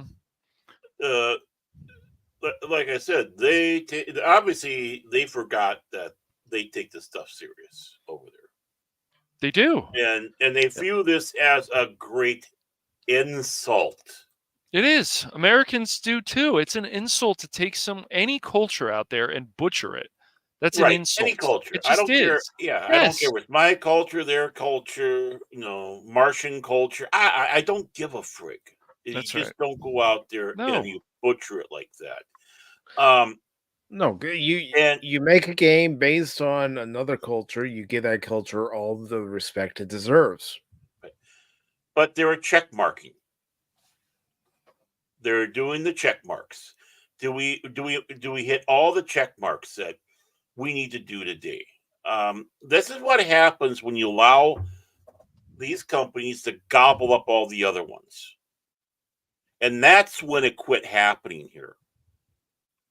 Oh, they're buying out this one. Now they're buying out that one. We're buying out Activision. We're buying out, what used to be an independent or, its own entity is now part of this mass conglomerate, and they're run by sycophants. Not They for are. the fans, They but are. they're out there to appease anything but us fans. Shareholders, stuff like that. I mean, the shareholders should be fully understand and and many do. They understand that sometimes it takes a little start. They'll sit back and wait patiently. But if you're spinning your wheels, then they start saying you need to do something. How many times have we heard that stockholders have been coming forward saying we want you to improve this, but yet they still don't get listened to? No. So it's really hard to, you got those pinhead stockholders. Sure, you got them. But that's why, like I said, games like Contraband Police, Police Simulator, all these others are great games, and they're done independently. And this is the group of people we should be going out there and try to help support. Because they have that desire, they have that fire, that gumption that ours have left, because ours are just check marks. What do they fit all the check marks? I don't care if it's a Japanese game. We got to make sure we put this and that in there that has nothing to do with Japanese culture, our twist to history. So yeah, it's disgusting. It's absolutely disgusting. It is. And continuing on with the article, our company has extensive knowledge about the gaming industry, and we're long-term shareholder in Activision Blizzard, and we started our Ubisoft position a couple weeks ago. And I'm not saying it like this. This is how it is in the article, folks. And still adding to it, he added, we cannot understand the decision-making process of current management that is focused on releasing multiple average games per year that are harming Ubisoft's reputation among gamers community, instead of focusing to provide hit games within its exceptional franchise portfolio. Because again, like Darren said, they're more interested in meeting the stock market quota than actually paying attention to anybody who has any concerns about what's going on with the games, and making sure that there's a quality. Yeah. Sweet Baby Inc. has played a big factor in what's being put into games. Mm-hmm. They played a factor in what's going into this game. They played a factor in Suicide Squad, Kill the Justice League, among others. Yeah. That's where you take the torches in the pitchfork suit. And it says, while news of Ubisoft's being taken private may come as a welcome news to many players who are tired of their recent antics, one industry insider has suggested that sadly it may also come with a very real personal cost. In response to its own report on this development, Insider Gaming's Tom Henderson was met by the observation from popular video game YouTuber Jor Raptor that this would mean a ton of layoffs probably, but something has to happen as this can't go on for much longer. Yeah, well, Ubisoft has done this to themselves. Yes, well, the thing is they're already facing layoffs. They already laid off how many people? And then they sit back saying, oh, by the way, for a Christmas present, we're going to lay off even more. So either way, there's going to be layoffs. If that's how it's not just one company, it's multiple companies that are laying off people. We had read that Activision Blizzard article talking about how they're going to lay off workers in California. And they're going to lay off some of those workers in California just before Christmas. Yeah. Ho, I got ho, the ho, companies Merry wrong. Christmas, bah humbug, you're out of here. Yeah. I got that. I got the companies wrong. My apologies. I'm sorry. I'm so very, very sorry. But no, It's, I mean, there's going to be layoffs no matter what. But there's one good thing: if you're a good programmer, good story developer, and you've been getting your stuff screwed over big time, there's an opportunity for you to find work someplace else, and probably in a better environment where you're not being stifled. But you got to go along with it because you need to keep your job. mm-hmm. How many of us have been there on a job where we have to do something that we don't want to do, but we have to keep our job? Right. So the article continues to say, in turn, Henderson admitted, yeah, I wouldn't be surprised to see a significant reduction of about 30 to 40% of their staff. As of writing, neither Tencent nor the Gilmont brothers have offered any official comment on Bloomberg's report. So, taking these two articles into consideration, what do you all have to say? Well, kind of the same as I was saying before. One thing we have to remember too with layoffs, it's not necessarily just those that make the games and all that. Though I mean, I'm hoping that many useless middle managers have been sucking on the teat and making it go dry, so they can live the life of Office Space. Go with it. I mean, you want to see someone like the Gary Cole's character get the pink slip and out the door. And I'm hoping that's the case, that they start focusing on that, because Lord knows they make a lot of money for nothing. I'm sorry if you're a middle manager, but you know it's truth. Majority of them do. I'm sure you bang your head yourself if you're a decent one. Seeing what these hucksters doing, stealing other people's work, maybe even stealing your work so they can look good to the boss. Those are the ones that need to go.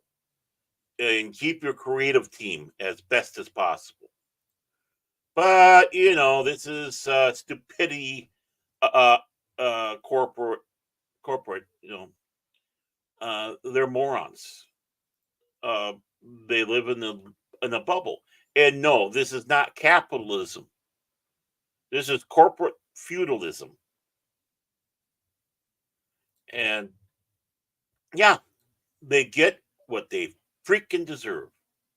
Unfortunately, there's people that suffer because of it. And for those, I have my head. But I'm sure if you're good, you'll go out there and find a new job right away. You already got a name in the industry. That people know, people will vouch for you. Or you can start your own Sweet Baby Inc. just to destroy these companies as revenge, which I think Sweet Baby Inc. might be. You never know. I mean, I don't know. Anything's possible about that. No, I mean, tongue in cheek on that one, honestly. Tongue in Yeah, cheek on no, that one, but it's yeah. I Just mean, there's a lot of I'd be the decisions, spike like company. even taking the Sweet Baby Stink out, or Sweet Baby Inc., whatever you want to call it, out of Ink is the equation. There's just a lot of things now in games where we just talked about just a few days ago, but it's just they're dumbing down things they don't need to dummy down because they just don't care anymore. So they're like, oh, well, we'll just piece this together. We'll finish this later. We'll do this. And this is just, another problem with these companies lately. Ubisoft and Activision Blizzard and other companies, like, yeah, they make money with their Call of Duty and so on. But even that, like, they're changing things that never needed to be changed. Oh, we're making it better because they feel they're going to bring in even more fans. Imagine if somebody went out of their way to change the formula of Counter-Strike. People would be pissed. Oh, definitely the competitive gamers. Yes. Yes, they would be very pissed. Well, again, And yeah, you can. I still put a little bit more power in Sweet Baby Stink, because they're the ones that come in with the checklist, and then the company sets the parameters. This is what we want for our game. Well, that's bullshit, man. No, Yes. no. You got to do this. This is the way we were told. We had consultants. Yeah, well, it's just bizarre because like all these decisions, like you play the Division 1 and 2, those games can be fun. You play stuff like Dance Revolution, or that's not what it's called. Just Dance, excuse me. People that have actually played that, they are catering to their fan base. Ubisoft, if you buy the Uno game, they're catering like, well, it's Uno, but it's still a fun game. Yeah. It's just, but they need to, right now, they just don't really have a direction and they just don't seem to care. And they think, oh, well, whatever we do, it should be fine. And then the media is just like, we got your back. We've got your back. Like, it's just really sad. And then the drones and the shills, whatever you want to call them, we got your back. We got your back. It's like, no. The bots. Yeah. Yeah. And the bots, right? Yeah. They're bots in a way too. But yeah, it's just Yosuke, who's a character in Assassin's Creed, like they have an anime of him, but they make a point to say this is fiction. Ubisoft has not really done that. Then they come out and say that later on after the backlash comes. Well, when I say bot, I'm serious about it. They set their bots out and flood everything. I mean, just like the moment they announced Tim Walz to be the vice presidential pick, all of a sudden, all these people coming out from nowhere saying, "Oh, I follow him. He's so great." It's like, bullshit. You follow this guy. Mm-hmm. He is from a huckster state, little Midwest state that you really don't give a crap about. Yeah, he was really on your mind. No, I mean, for anybody. I mean, I can see that for if Pete Buttigieg was announced to be the pick. Yeah, I can see it then. All these people coming out and all that. But when you have virtually every statement come out about the same, no matter what, and in such droves, it's a bot. And these companies do the same freaking thing. It's their way to try to get people excited for their product. But again, don't trust anybody. Right. Don't trust these guys. No. Don't trust these tweets or twats, as I like to call them. Don't. When they're doing I will tell people 1,000 times, if you want to play something recently from Insomniac Games that doesn't have really any of the agenda there, pretty much, it doesn't really have an agenda though. I guess they did change the female character a little bit, the wombat. I don't know. I'd have to look more into that, but it's a fun game and it doesn't force anything on you, and that's nice. But the rest of Insomniac games recently, it's just they're not going in the best direction. I mean, it's really too bad that stuff got leaked from the Wolverine game, but even that, you read some of this, it's like, are you guys really going to do this? This doesn't seem right to me. And other people say, oh, it doesn't matter. Not that the combat isn't bad, not that other things aren't bad, but it's the story and the characters, and it's just the laziness. I mean, I would tell people even games like Deathloop, like, I just don't find those two characters very interesting, but the combat is a lot of fun, especially if you like the BioShock type combat. So there's good stuff, but you can still find things from companies that they do good things and they do care about their fan base. I think MythForce has done some good things, but I think they need some more episodes. Yeah, and I'm sure they'll get yeah, I think they will. And I think even more characters. Yes, I agree. And more villains. Yes. Different villain types and such. But yeah, I mean, again, look at MythForce, and I don't who does that game?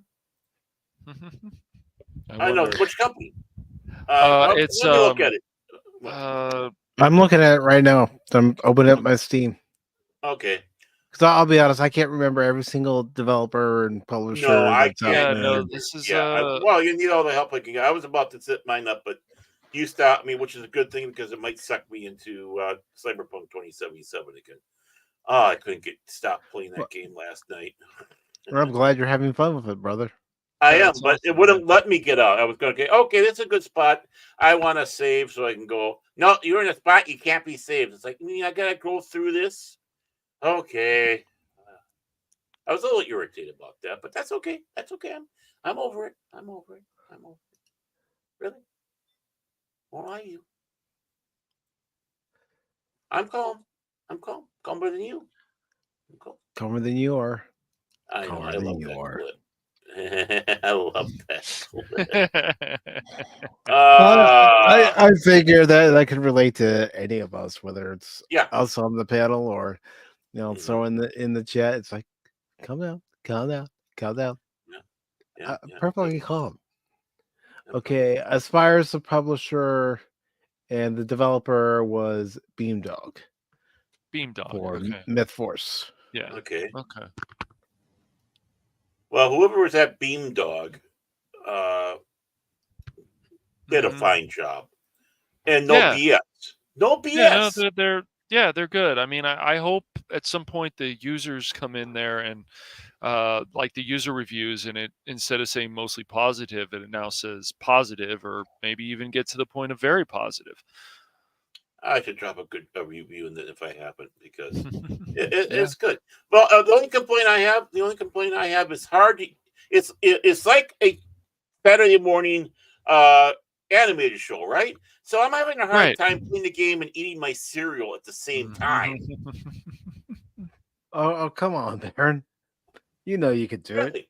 Really, You I try hard tried, enough, but you know you can do it.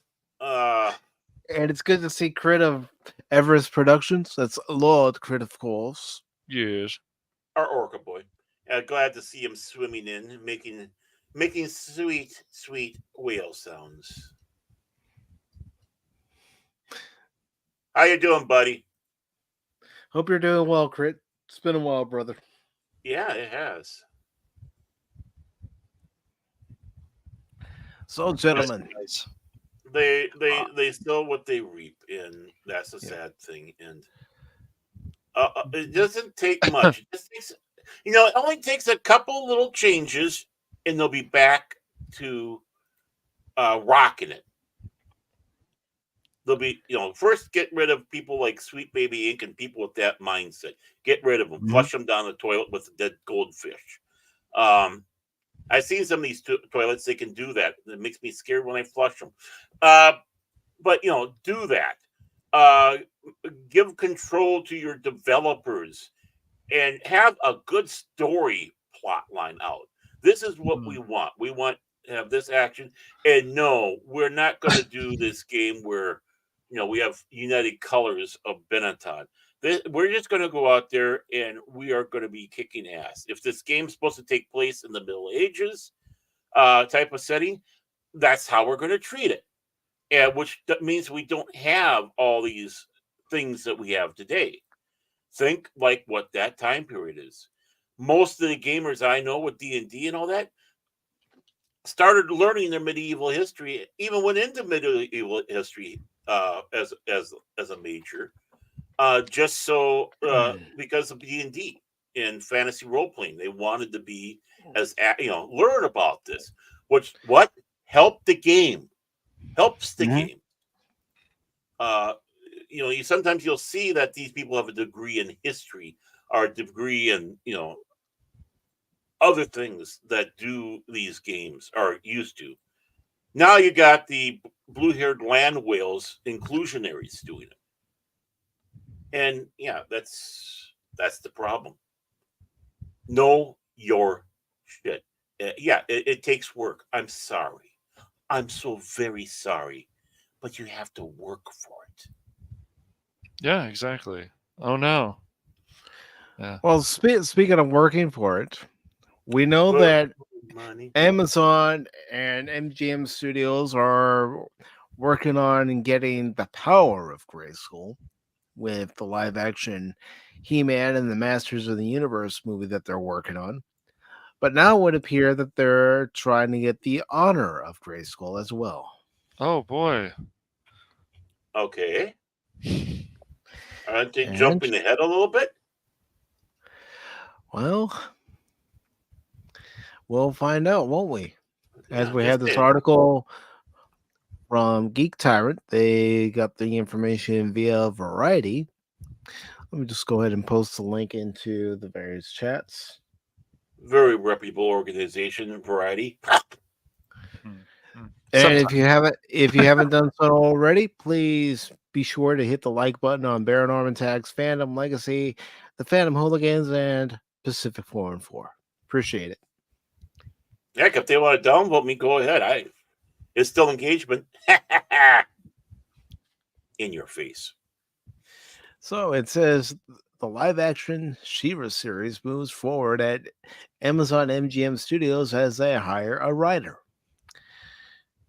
This article is by Joy Parr, and it goes on to say, over 3 years ago, it was announced that Amazon MGM Studios was going to be developing a live-action She-Ra series.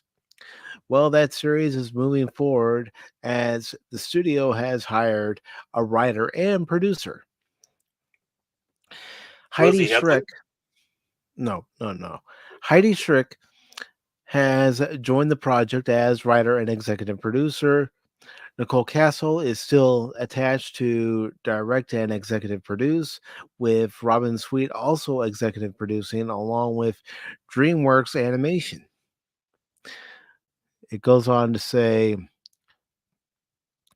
the log line for the show describes it as an epic fantasy series about an orphaned young woman who leads a revolution to save her planet from annihilation.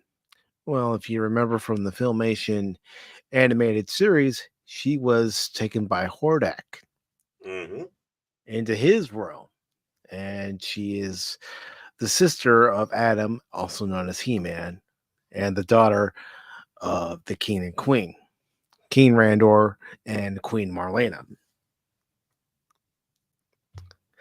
So it was Queen Melania. It says Shriek previously worked on shows like Billions and Nurse Jackie at Showtime, Dispatches from Elsewhere at AMC, and the Amazon series I Love Dick, starring Catherine Hahn and Kevin Bacon. It says She-Ra definitely seems like a different kind of project for her, and it will be interesting to see what she does with it and how she crafts the story and plays with the characters. This is the second live-action Masters of the Universe project that Amazon MGM Studios is developing. They're also currently working on the Masters of the Universe movie, which is currently in development with director Travis Knight. Travis Knight directed Bumblebee, and it was actually pretty good. Bumblebee tuna. Sorry. Nicholas Gallenstein, Purple Hearts, Red, White, and Royal Blue, The Idea of You. It set to star as Prince Adam, He-Man. Camila Mendes, Riverdale, will play his right-hand woman, Tila. Now, I saw a picture of her, and in my opinion, excuse me, she fits Evil Lynn more than she fits Tila. Here, I'll show you guys real quick what I'm talking about. Yeah, I think you showed that to me. We were talking about that. Came to that. I'm just waiting for it to load, but this is her. To me, I look at her, I see Evil Lynn. Evil Lynn, yeah, I don't see Tila. That's Evil Lynn. Yeah, I mean, she would. She looks like she could do great as Evil Lynn. Yes, she looks very close to the Filmation version of Evil Lynn. Mm-hmm. Yeah, that does not make the hair and stuff. That's not Tila. Yeah.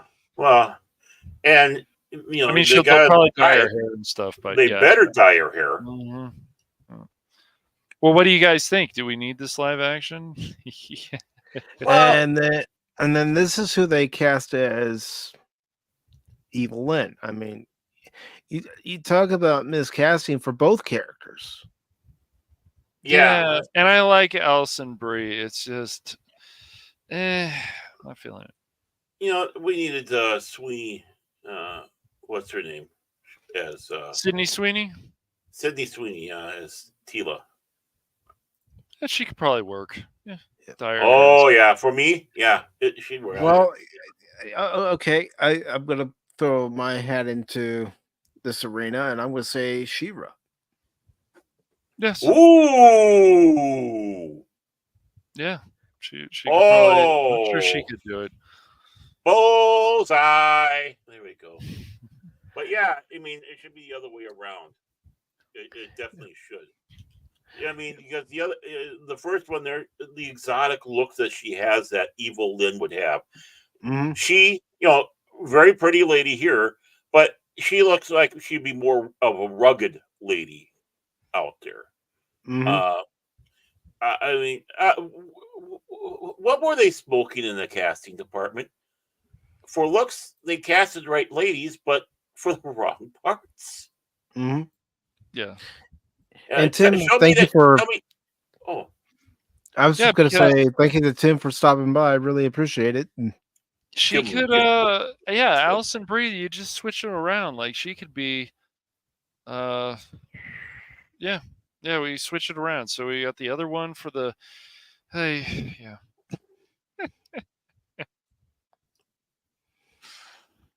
So, boy. Let me pull up the story that we're talking about right now, but I'm also trying to catch up with the chat so you all don't think I'm just ignoring you. Oh, yeah. And Chris says this reminds me of when they got the actress of Valkyrie to play a villain in Red Sonja. Mm-hmm. Well, yeah, I mean, they remembered her. And Anonymous says she's not that good of an actress. Who? Sydney Sweeney? Bite your tongue. We're talking about who are we talking about here, Anonymous? I don't know. Which one are you talking about? We got Alison Brie, we got the other woman. Yeah. It could be Alison Brie, it could be Sydney Sweeney. Yeah. And Sweeney? Oh, I don't know, man. She hasn't done that much yet. I mean, no, besides commercials, and then she was in that Madam Web, and then of course before that she was in Euphoria. So that's her start, I think. Yeah. Well, you know what he wants to do. He wants to start a fight. That's all. You know him. So no, I mean, I know. I being like serious about it, being reasonable about it. We'll see what else she does in her career in films, Anonymous. So she's still quite young. Yeah. Well, yeah, and this would be a perfect place for her to do that. She's at least been in the science fiction fantasy realm with, even though it was badly done and totally Madam Web. Yep. I was trying not to say the name. You said I'm it gonna, earlier. I'm gonna say it. I'm gonna say it. Yeah, you're gonna poison your mouth. That's okay. It's your mouth, not mine. Don't worry. I have water to cleanse it. Yeah, I got beer. Oh yeah. Hey everybody. I might be a little tipsy. But no, that was you and I when we were playing Star Trek Online Friday with Cash. We stopped at Quarks, had a few drinks, and then we said, we could still captain our starship. No problem. We can do it, guys. Oh, what's this button? Oh, oops. Well, actually, I did have my beer next to me for that stream because I knew I would need it. So I had my mug of brew and sipping it as we went along. When I was drinking in Quarks, I was drinking in real life. No, I got cola. Phil, of course, is saying Cash hates redheads. Anonymous is saying anyone but you. She was bland as actings go. Well, it could be also. She could be getting the bad material, and like you're saying, being young, not having the experience, and as such, being more of a director's actor. where the director needs to, go through, where you have an actor been around for a while, he knows what to do. So, I mean, it's just, but even when you have older actors, they're still directors, actors. It's like because they want to know what's going on. If you got a bad director doing it, a bad script, a bad role, of course you're going to be bland. If at that age, she's still learning. It's like, how do you turn this crap into at least 10? Yeah. So And I of course, Phil McCracken is saying Team Epic Fail, going where failures have never gone before. Now, hold on there a minute, Phil. Hold on there a minute, Pilgrim. He's gonna go through that all the We time. had successful missions. Oh Yes, my there was a time where Cash and Spock decided to do a mission on their own while their friend Baron was battling Cardassians alone, so I went to help him. And of course, didn't invite us in the first place. Yep. Mm-hmm. If they would have gone, okay, we're ready now. Had a dance party without us. Yeah, I mean, disgusting. I wanted to be there at the dance party. I wanted to show my moves. I know why Cash didn't invite us. I know why Spock didn't invite us. They're jealous of our moves. Yeah. It's too funny. No, Phil loves to talk about Team Epic Fail, and then he also likes to say, I was carrying you guys too much. I was carrying you guys. Yeah. He likes to talk about these so-called failures, yet we have failed in the game, and yet we've succeeded in the game too. He can say what he wants, but Dark Tide, Vermintide, even Ghostbusters, we've all found success in. So. Yeah, but see, when I went to help Baron and I didn't fail. We kicked the damn Cardi's ass. That's right. Yeah. And then we were like, we don't need Cash and Spock. Yeah, I mean, think about what we could have done for you, Cash. Honestly, what we could have done for you. But no. Cash money. Don't ask yourself what you can do for Starfleet. Ask what Baron and Mike can do for you. Yeah. But we know where we rate. We know where we're rating this book. So, anyways, Camila Mendez, Riverdale will play his right-hand woman, Tila. Allison Brie, Glow Community is Skeletor's second in command, Evelyn. Again, Camila Mendez should be Evelyn. She looks more the part. Yeah, she's got that exotic beauty. Jared Leto is also rumored to be playing Skeletor. Is he going to call Beastman, you big boob? You big boob? That's good. You fool. Do you think Jared Leto could pull it off? Seriously. I don't know. I really don't know. Maybe? I'd love to see Frank Langella come back. He loved the role. And he did it for his kids and just went with it. Enjoyed every bit of it. He had fun. And you could tell. Mm-hmm. It says in Masters of the Universe, 10-year-old Prince Adam, who crashed to Earth in a spaceship and was separated from his magical power sword, the only link to his home Eternia. After tracking it down almost 2 decades later, Prince Adam is whisked back across space to defend his home planet against the evil forces of Skeletor. No, I gotta say it right. The evil forces of Skeletor. Baron. Thank you. Skeletor. Well, I just try to laugh like Phil. It works. That's right. But I'm not trying to copy Skeletor. I'm trying to copy Phil. It's like, wow, this works. But to defeat such a powerful villain, Prince Adam will first need to uncover the mysteries of his past and become He-Man, the most powerful man in the universe. You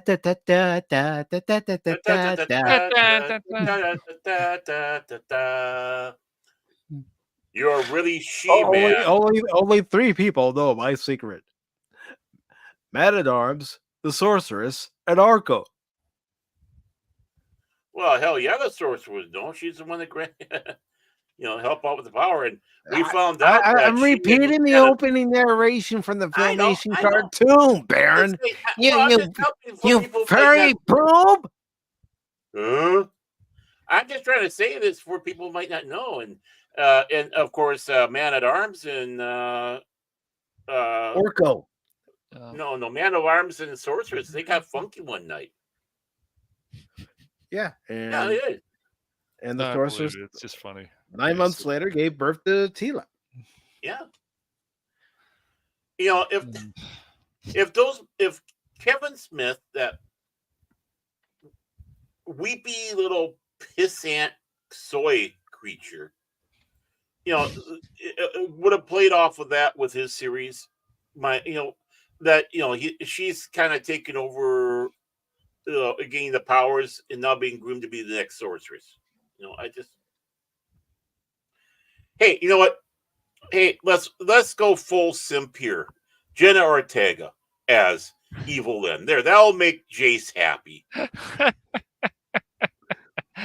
I'm sure she could do the part, but yeah, that's funny. Oh, I'm sure, but Hey, Anonymous, how do you feel about being casted as Cringer? Yeah. Oh my gosh. But my statement was slightly tongue in cheek on that one because I think she could do the part too. I really do. But I also thought, hey, let's make fun of Jace. Besides, he's not here. He'll pop up. Padawanby says, I can almost guarantee that they will find a way to put Prince Adam in pastel colored tights. Yeah. I would expect Prince Adam to be in pastel colored tights. Come on. At the end, we find out he's really She-Man.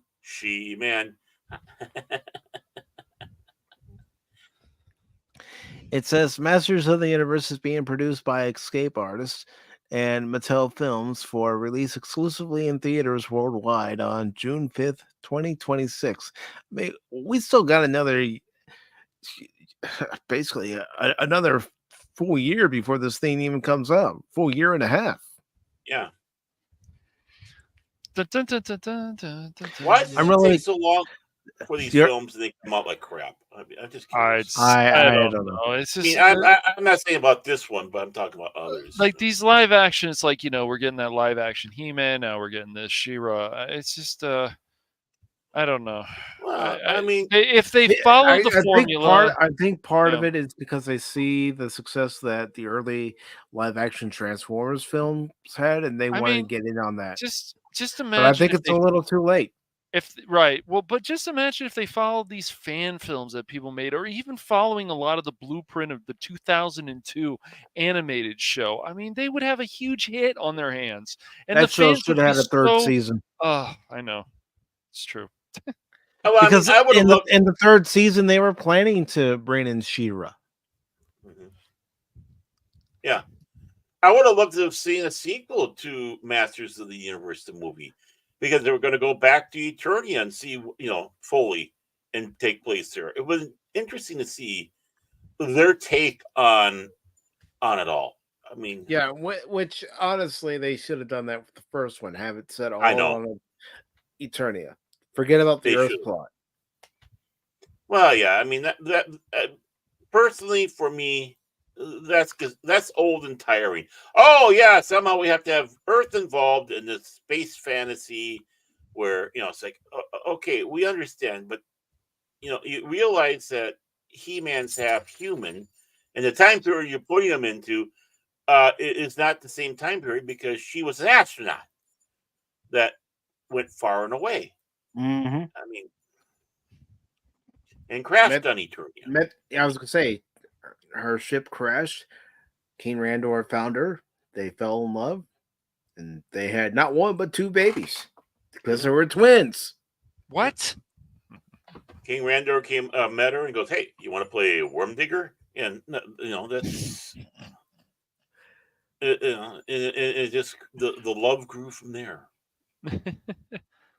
But no, I mean honestly, the lore is rich. Even the original show The lore was It rich. is. You could do Yeah, they so did a lot many of work, things. man. They found bodybuilders. They did stuff with the details with that, and then they made the characters through that. They put in a lot of time, and you can see the art still. It's beautiful. You know, Yeah. we were looking at it on Tuesday, And, Baron. Some of it. and It's the beautiful, thing man. is, you have people criticizing shows like He-Man and the Masters of the Universe. Some people have criticized even G1 for reusing some of the same information. Well, that animation, I mean, that's how they kept the cost down, was reusing some of the same animation over and over again. Yeah, and there'll be the same ones who don't complain about the same background going over and over again as Fred and Barney's walking along in in the Flintstones. Yeah. And let's So- not forget Star Trek the Animated Series. Mhm. They It use was a done lot. by Filmation, so they did the same techniques that they Mhm. used for Star Trek the Animated Series that they would later use for He-Man and the Masters of the Universe. That's why Orko had an O on him, because it would be easier to flip the image around as an O. I mean, think about it. You know, those two series came out 10 years apart, but Filmation was still using some of the same techniques that many animation companies were using back then. Mm-hmm. Yeah, Even because people anime. were willing to put more time or try something new, and even if they failed, they tried something else. Then they tried something else. They didn't just give up, or they didn't just say, "I settle with this." So Mhm. we Or need more people to think that way again in the entertainment industry. Mhm. Disney's Robin Hood, it uses some of the Oh my same gosh, great animation movie. movements that Oh, Snow White great used. film. Mhm. Oh yeah, and If, many if others. it's not movie. if it's not broken, why fix it? That's right. Right. Well, honestly, you can sit back and look at filmmaking, whether it's because technically, TV shows are basically little mini films, right? They're part of the film industry. All these things they should be now experiment. Going out and experimenting new ways, new styles, maybe new ways of presenting a story, and not try to get caught in the trap of repetitiveness. And we should appreciate that, even though we are the guinea pigs, because they sent it to us to watch. And if we react to it, we go for the cheese, then they feel, then they know, oh, we did something good. Or if we bite their finger as they're trying to put the cheese in, they know, Rodney the rat doesn't like this. What can we do different? And not punish everybody involved, because again, it's an art. There's no true science to art, because what worked for one will never work for another.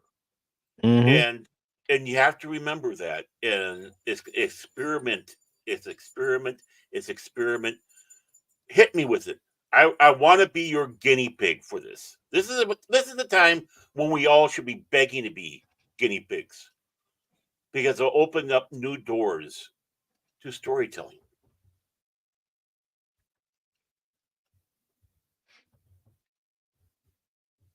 It should, Now, but is Hollywood going to take that chance? not It doesn't seem like they want to. They want to do reboot after reboot after So reboot. many reboots. Yeah. Well, that's because, again, it's like how many major companies of very few little. No, you got of course Disney, you got Warner Brothers. They've Yes. gobbled up all the competitions out there. Of course, because now if they go out there, they're competing with themselves, and they don't want to do that.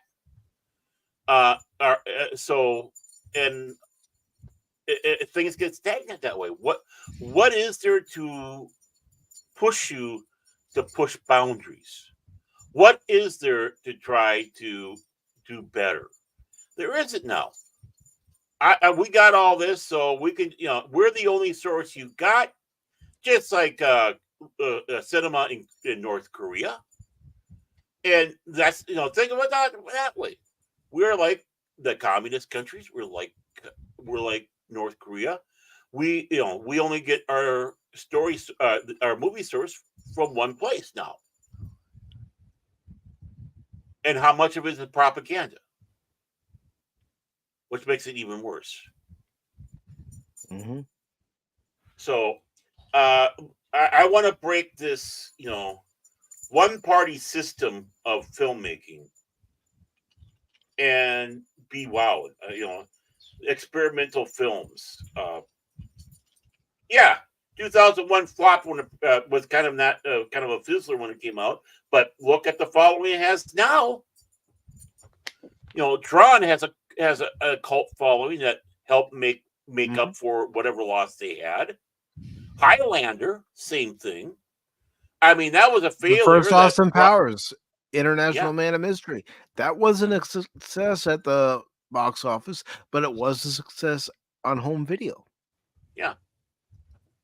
Which prompted them to make The Spy Who Shagged Me and then Goldmember. Yeah. Yep. Funny movies. Mm-hmm. They did not like the name of Goldmember. Remember when Ion Films went after him and lost? Yep. As it should have, because it's a parody.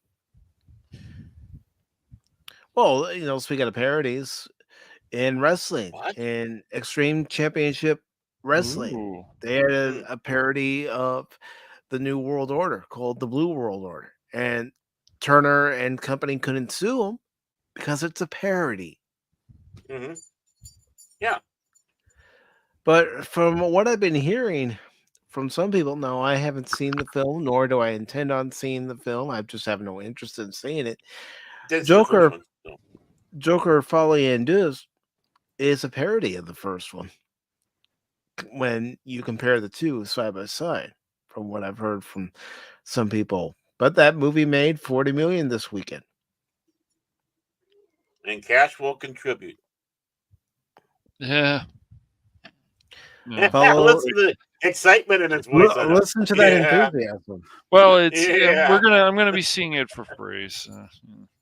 Well, I shouldn't ask because it's Cash Money secret. He knows how to get those free things.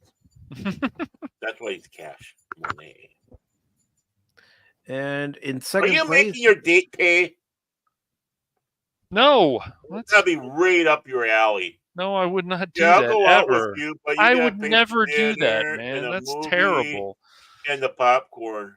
Okay. Yeah, I would never do that. I remember if you do that, you can rub my chin. One of the dates. Funny, yeah. I remember one of the dates I went out with. She wanted to go see Kill Bill, and it threw me. I'm like, really? All right, well, let's go. Oh yeah, Cash was really excited then. That was crazy. It was surprising to hear that. So it's like, okay. She liked it a lot though. Yeah. Did she dress in a yellow jumpsuit? And she didn't. She didn't. No, afterwards and go. Oh, afterwards.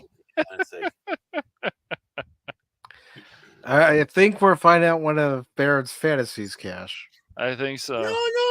I'm not into those jumpsuit things. No. Oh, right. I'm a less is more type of guy. Okay. Right. I'm sure.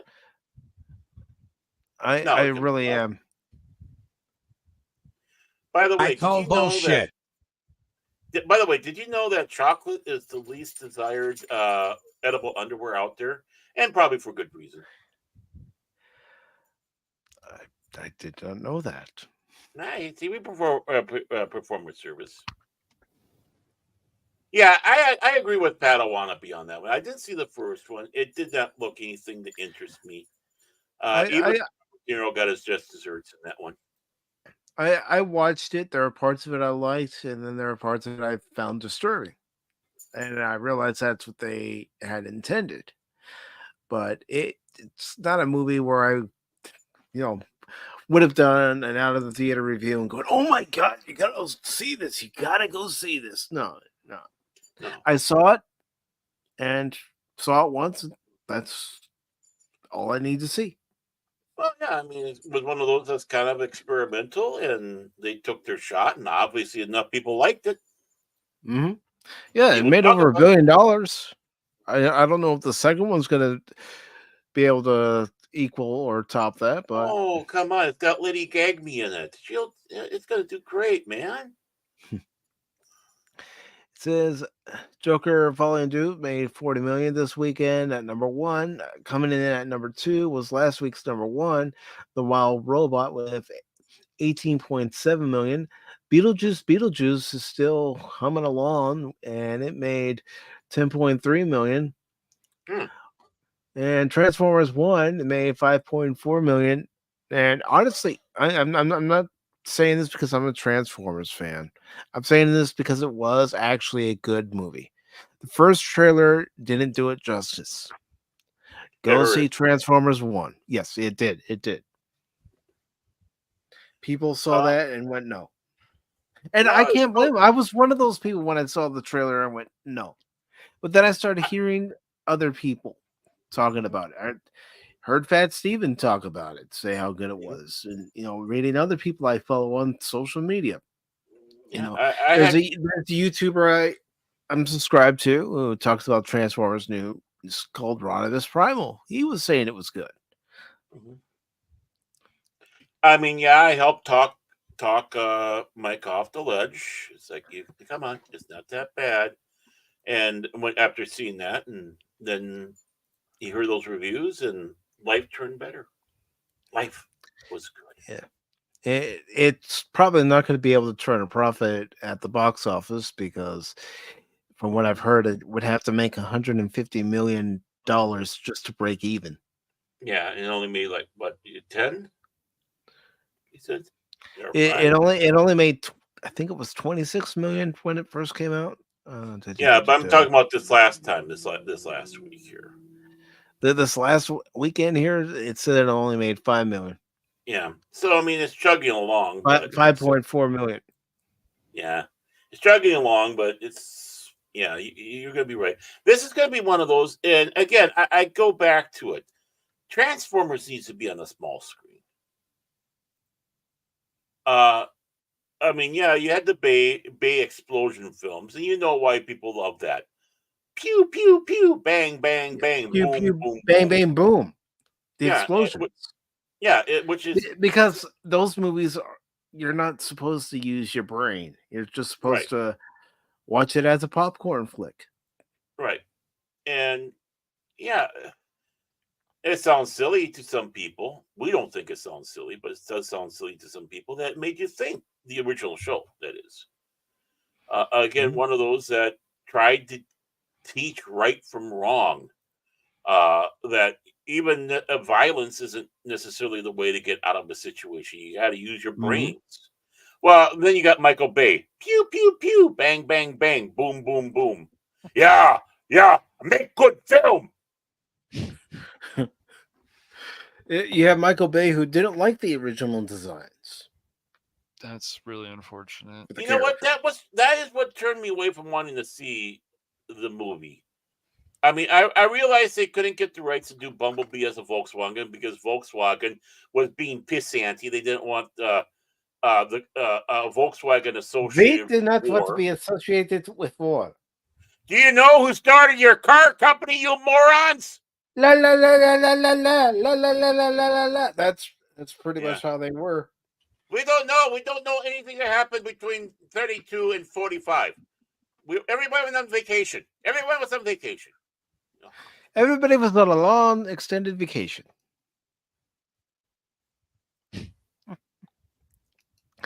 But yeah. And then coming in at number 5 was Speak No Evil at 2.8 million. And let's see what rounded up the top 10. Let's see. Sam and Cooley, The Legends of the Paranormal. That made 1.7 million. I don't even know what that is. Neither do I. Neither do I. Whitebird. I hadn't even seen any coming attractions for that. I don't know that. 1.5 million. Deadpool and Wolverine pulled in 1.5 million. It's still making money. Never heard of that one. And you know what?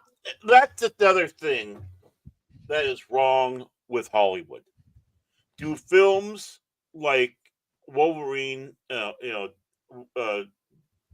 Deadpool and Wolverine, do they need that much promotion? Do they need that much promotion? They don't need as much promotion as they were given. focus on these other films. I mean, I don't know. Again, I don't know anything about a lot of these films on here. Maybe if you would have gone out there and promoted them, you'd start getting more income, money coming your way. True. I mean, The Substance, I don't even know what that movie's about. I mean, I can even click on here and it's gonna be like, okay, but I never saw any sort of advertising for it. Yeah, fading celebrity takes a black market drug, cell-replicating substance that temporarily creates a younger, better version of herself. I think we saw something about that, but again, uh, it was somewhere in the story, and that's about it. And uh, you know, I hear this film's good. I want to Mhm. see it, and I guess I'll see it on streaming because that's where Yeah, it's going to because be going. yeah, because my theater didn't even get it. Hmm. Right, that's just it. I mean, again, the number of theaters 1,854. Are you friggin' kidding me? Are you friggin' kidding me? That's another reason why movies fail when you have other movies taking up auditoriums. Right. Oh yeah, we'll put Wolverine and Deadpool in half of our 16 megaplex. Why? You're tooling up impressive numbers, but you look in the theaters look empty Yeah. because they're all spread out. You know, you can put more people in an auditorium, right? You know, it's Mhm. possible. You got the thing in a slope now, and a tier, and lovely chairs, and all that. More people can fit in there and be comfortable and not touch Let's each other.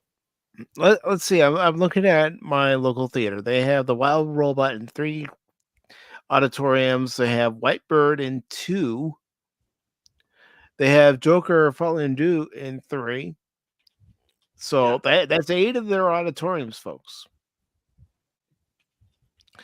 They have Transformers 1 playing at later times, of course, but they're in 2, but it's still playing at later times.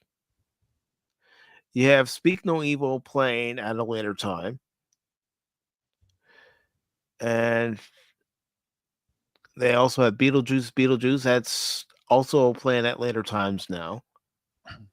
That's how they can have all these movies in because they schedule them for much later times, and they have the other newer movies earlier in the day. Yeah, matinee prices. Mhm. Yeah. Which aren't really matinee prices, not like they used to be. No, No, I was not going like to say not $5 anymore. or whatever. They're like 8, 9, 10, somewhere around there. Yeah. Oh yeah, I made I scheduled my movie watching time in theaters around the matinees because I'm cheaper than cash money actually. Yeah. But really, you think about it, uh, you should throw like Transformer earlier and somewhat because isn't it something that everyone should enjoy, including the kiddos? Of course. When you start having it too late, it's kind of Yeah. hard, especially on a school night. That should be your main target audience. Hmm. And then old farts like me who are still into Transformers because Transformers got you into science fiction. Hmm. By the way, you know about the Star Trek fact with Transformers, don't you? Oh, what? The fact that you've had Star Trek actors voice characters in Transformers, and there's been Oh no. references to Star Trek and Transformers. Well, more importantly, uh, the Stargazer, the Constellation class, which was what they call a kit bash. One of the pieces they had on there, underneath there, is from a Transformer. Really? Yeah, I'm surprised you Which didn't know that. Autobot or Decepticon did they kill? You know what? I don't know. I really don't know. I know that the thing is one of the pieces they used was a transformer underneath there. Uh, I think it's a little piece that projects out. So That could have been any of the Transformers from the 80s that had missiles. Right. No, but yeah, but they have those domes underneath, but one has like a piece that kind of juts out a little bit. Yeah, so it's probably a transformer arm. But yeah, they said, yeah, we use a transformer on this model. An innocent Autobot or Decepticon was sacrificed for your starship. There's no innocent Decepticon, so I'm rooting for Decepticon. Silence, you fool! But this is a Federation ship, so it's pretty good. No, but yeah, seriously, I'd love to take a look at the model and see if I can tell which Transformer it was that they used. Yeah, there's some sites out there that have some good pictures. That's pretty cool, man. Yeah. Maybe just search up the Transformer used on Constellation Class. The geek community will probably know even. Oh, you know what? You got my curiosity rolling, Baron. So I'm gonna give you and that thing there with the chin. Wow, the chin. The great chin. Yes. Oh yes, they call them the chin. Look at that. Beautiful. Well, why don't one of you read this next article, and I'm gonna try to find out that information. Okay. All right, Baron, you got it. This one. Okay. What is this one? Okay. Oh. It's one of the last ones, isn't it? Yeah. Okay. One of the last ones. I don't think it's totally the last one, but I mean, I like the article you submitted in there about the McFarlane toys. Yeah. Okay. So, that's right. I got to do this. I got 2 monitors again. Yay! Woo-hoo! Share my joy, or else I'll destroy you. There we go. So we have from Cosmic Book News. Yep. Bylined Matt McGlowan. We've heard of him before. Yeah. And Scoop confirmed. Henry Cavill, MCU bound. There we go. So remember, take these stories with a grain of salt because we always, have to, because Cosmic Book News has put some stuff out that's questionable on authorship, or even partial authorship. It's again claimed that Henry Cavill, here comes Hunty, will be sticking around the Marvel Cinematic Universe, which is what I was told by my Comic-Con insiders. I've heard. I don't know, man. We'll see. Comic-Con. Remember what just happened with Comic-Con? Yeah. Of course, Henry appeared in Deadpool and Wolverine as none other than Wolverine, and he was the only variant not played by Hugh Jackman. From what I've been told, Henry Cavill has been in talks to continue to play Wolverine for the MCU. Now, Scooper, my time to shine, hello, says more of the same. Oh, what? Oh, my time to shine, hello? Oh, that's the name of the Scooper. Okay. Interesting name. On Wednesday, the Scooper replied to the clip featuring the Henry Cavill Wolverine cameo and Wolverine. Henry Cavill is not done with the MCU, says the tweet. And here's the tweet itself from My Time to Shine. Hello. Yep, My Time to Shine. Hello. Is that Cavill? That's Cavill, huh? According to additional, I haven't seen the movie, so I'm waiting for it to be on streaming. Yeah. Okay. Yeah, no problem. I don't get out much, remember? Yeah, I know. I'm kind of. I think it's supposed to be coming to streaming very soon if it's not already. Yeah, he yeah. So, according to additional rumors, Kevin Feige wants Hugh Jackman back as Wolverine up until Avengers: Secret War. The flick is said to be a multiversal war movie, so it could very well bring Henry Cavill's Wolverine from his respective universe into the MCU. Rumors also say Wolverine will not be part of the MCU's first X-Men movie, which does make sense. Logan wasn't a part of the original X-Men and didn't join the team until years later. That is absolutely true. That is true. If everyone saw the lineup for the original X-Men, you'd be asking, what the hell? And the Beast didn't look like the Beast either. Well, if I remember, I'm trying to think if I got this information right. He was, of course, Wolverine was first part. I think one of his first outfits, his first suits was the brown and the orange type suit, and he was part of the Avengers or whatever. No, I think he was part of Wasn't Alpha it? Force. Alpha Force. Oh, okay. Yeah, if I got the name right, because that was the Canadian superhero. I'll look this up. Yeah. And Wolverine's Canadian. Right. Okay. Well, that would make sense. Yeah. Yeah, he was the cranky Canadian up there. It could be possible that Henry Cavill could star in his own Wolverine movie before joining the X-Men. Well, they've done that before. Rumors have even offered Faggy.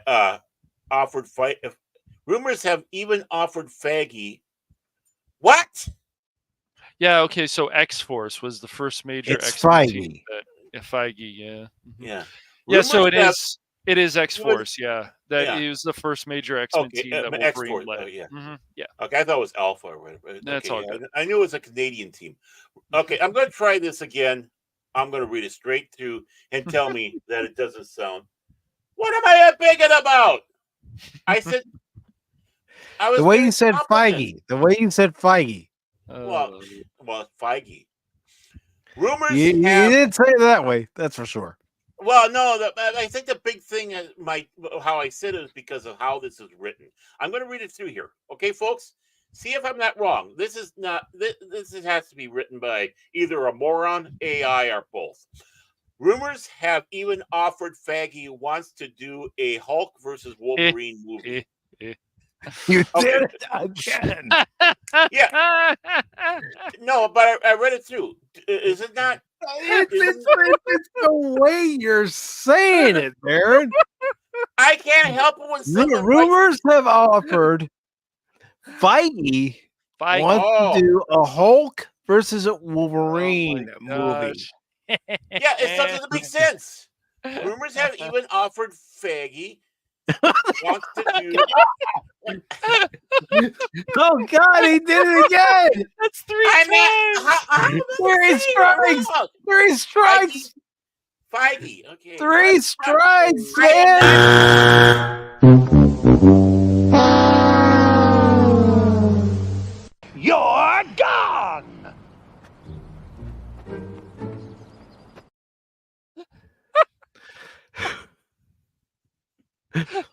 Oh my God! Thank you, Baron. What are you trying to do? Get us canceled? Thank you. My gosh, dude, that was funny as hell. Though I'm not gonna say it. It could be possible that Henry Cavill could star in his own Wolverine movie before joining the X-Men. Rumors have even offered Feige wants to do a Hulk. That's what I said. I know you did. It's just funny. I can't. Wants to do a Hulk versus Wolverine movie, though that could very well be with Hugh Jackman and Mark Ruffalo, that is. Mm-hmm. Also, as teased in Deadpool and Wolverine. Who do you guys? Yeah. What do you guys? There we go. What do you guys think of the rumors? I'm sorry, Baron's got me all off kiltered here. I know, man. He made me laugh too. It's so funny.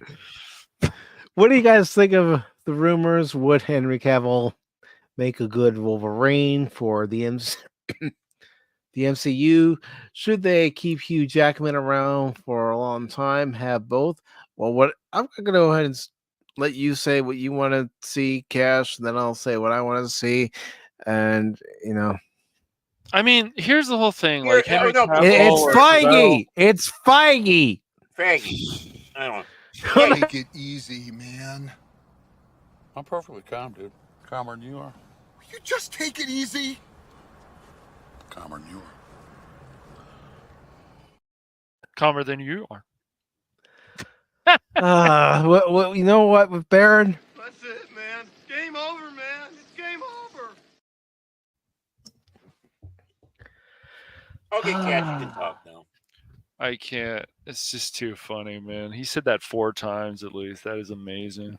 Careful, he might say There he goes. Even before I say it, he does it again. He's doing it on purpose. Yes, he's doing it on purpose. Yes.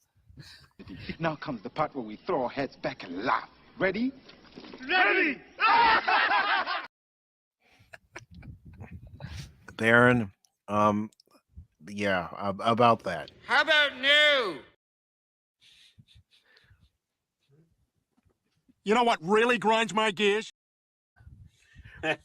When Baron doesn't say a name right. Okay, when I don't say a name right too. When Cash doesn't say a name right too. We got to say the names right. Right. But it's just funny.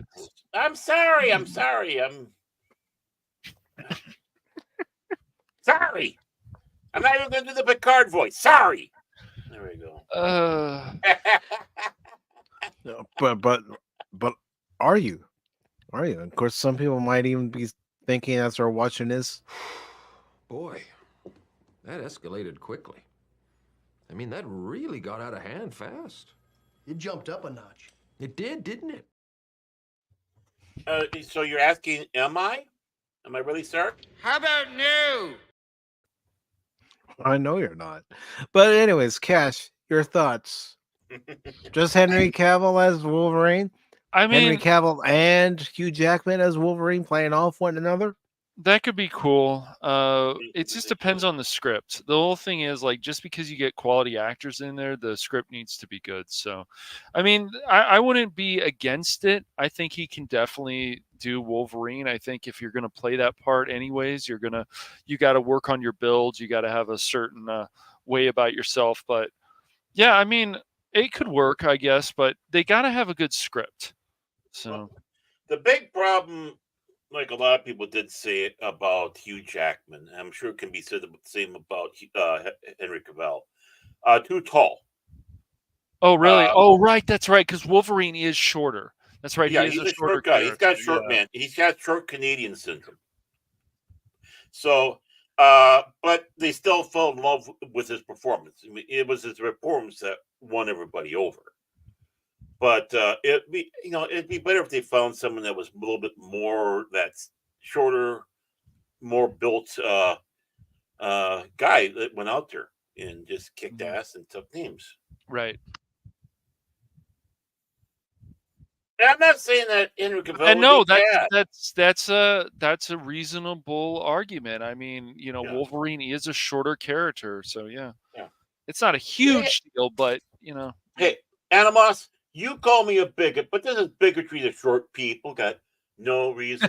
Short people got no reason. Short people got no. It's like, it's like redheads and short people. They get the shrift.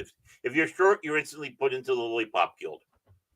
It's like, but I'm 5'5". Now you're going to the Lollipop Guild unless you're famous and you wear heightening shoes like Robert De Niro. And Tom Cruise. You know what I would like, and I know it's not going to happen, but hey, a guy can dream, can he? Yeah. You have both Hugh Jackman and Henry Cavill. Mm-hmm. And Hugh Jackman sees Henry Cavill's Wolverine and says, "Who the fuck are you supposed to be?" Wolverine. Fuck you. Well, that's also seems to be kind of a thing between the two studios now too, one-upping each other with who they can get to come over to their side. I mean, how much yeah. What's up, Doc? We got carrots on this side. I didn't know Baron was a woke leftist, Anonymous. That's crazy. You didn't know that? No. Yeah, you didn't know that, Cash? Well, he does come from Minnesota. Oh, yeah. Oh, we got the greatest here. We have them Wallsy walls, our baby Huey. Oh, yeah. Well, he make sure we have good bonfires up here. Oh, yeah. Though it smells like rubber tires burning. Oh. And a science fiction bookstore. Yeah, it smells like that. Don't you know? Oh, man. I can see it now. Mike gets a complaint from Google. You're kidding. I'm going to wake up in the morning, the channel's going to be terminated. And then I don't care what time of the morning it is, I'm waking Baron up.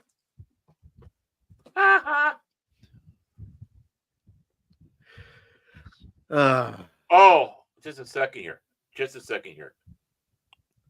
Okay, time's up. No. So I just looked up and saw something pop up here. Alan Bly dies, co-star of Mr. Rogers. He was 87 years Oh old. no. Okay. Alan Bly, a comedy writer who joined Fred Rogers Here, on the. Share your screen. Share your screen. Oh, well, everybody can it's see it. the MSN screen. You want me to do that?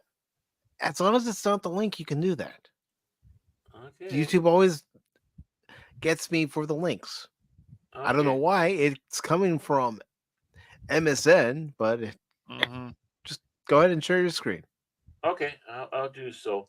Let's see. Just a second. Just a second here. Let me get over here. Let me get that down. Stop that one. Remember, I'm a moron when it comes to these things. I need to have cash around. Boom.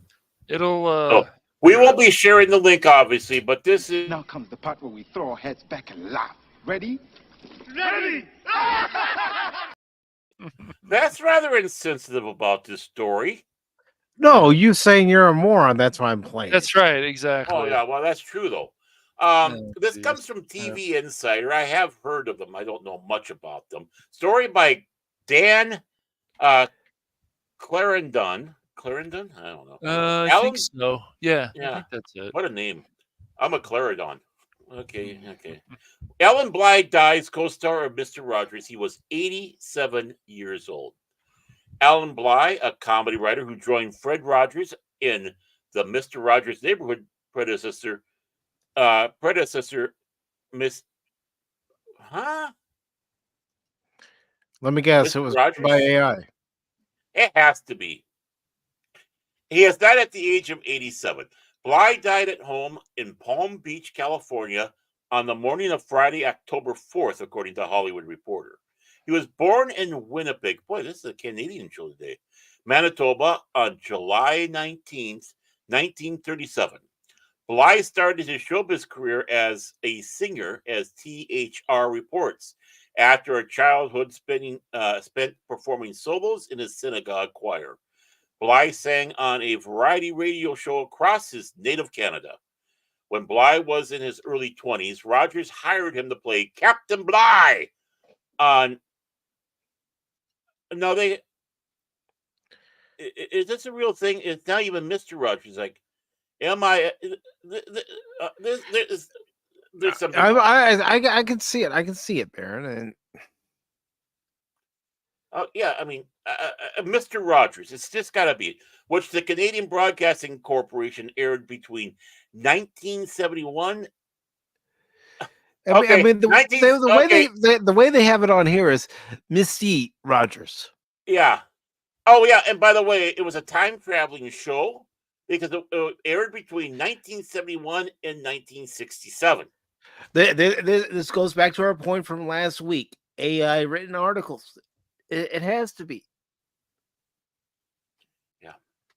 Bly appeared in or it could just be someone who didn't even proofread their work before they posted it. Well, I think all the above. They do an AI and they think everything's honky dory and they just send it right on out. They're that friggin' lazy. This is lazy writing. Absolute lazy writing. Here, I'll try to find a story that maybe isn't. Yeah, don't go with these morons because I hate this man shouldn't get that. No.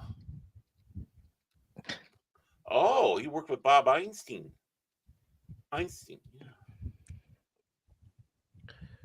Okay. I'm looking. Mm-hmm.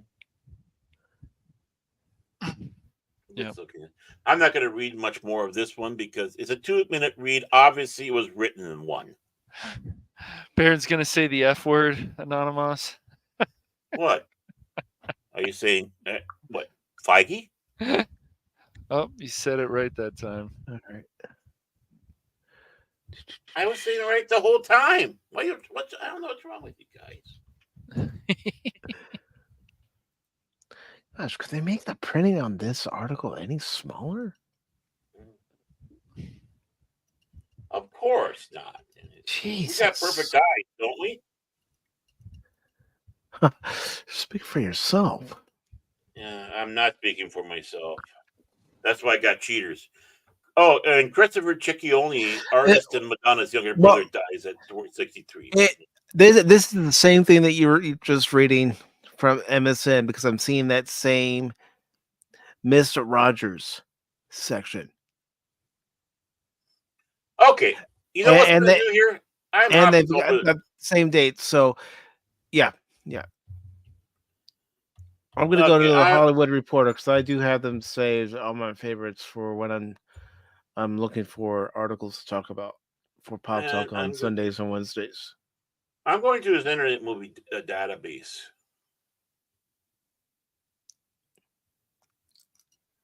Yeah. Oh, I see. You know, I think they're getting a lot of their information off of Internet Movie Database because they're lazy. And that show is listed as Misty Rogers. And they're saying it aired from 61 to 67.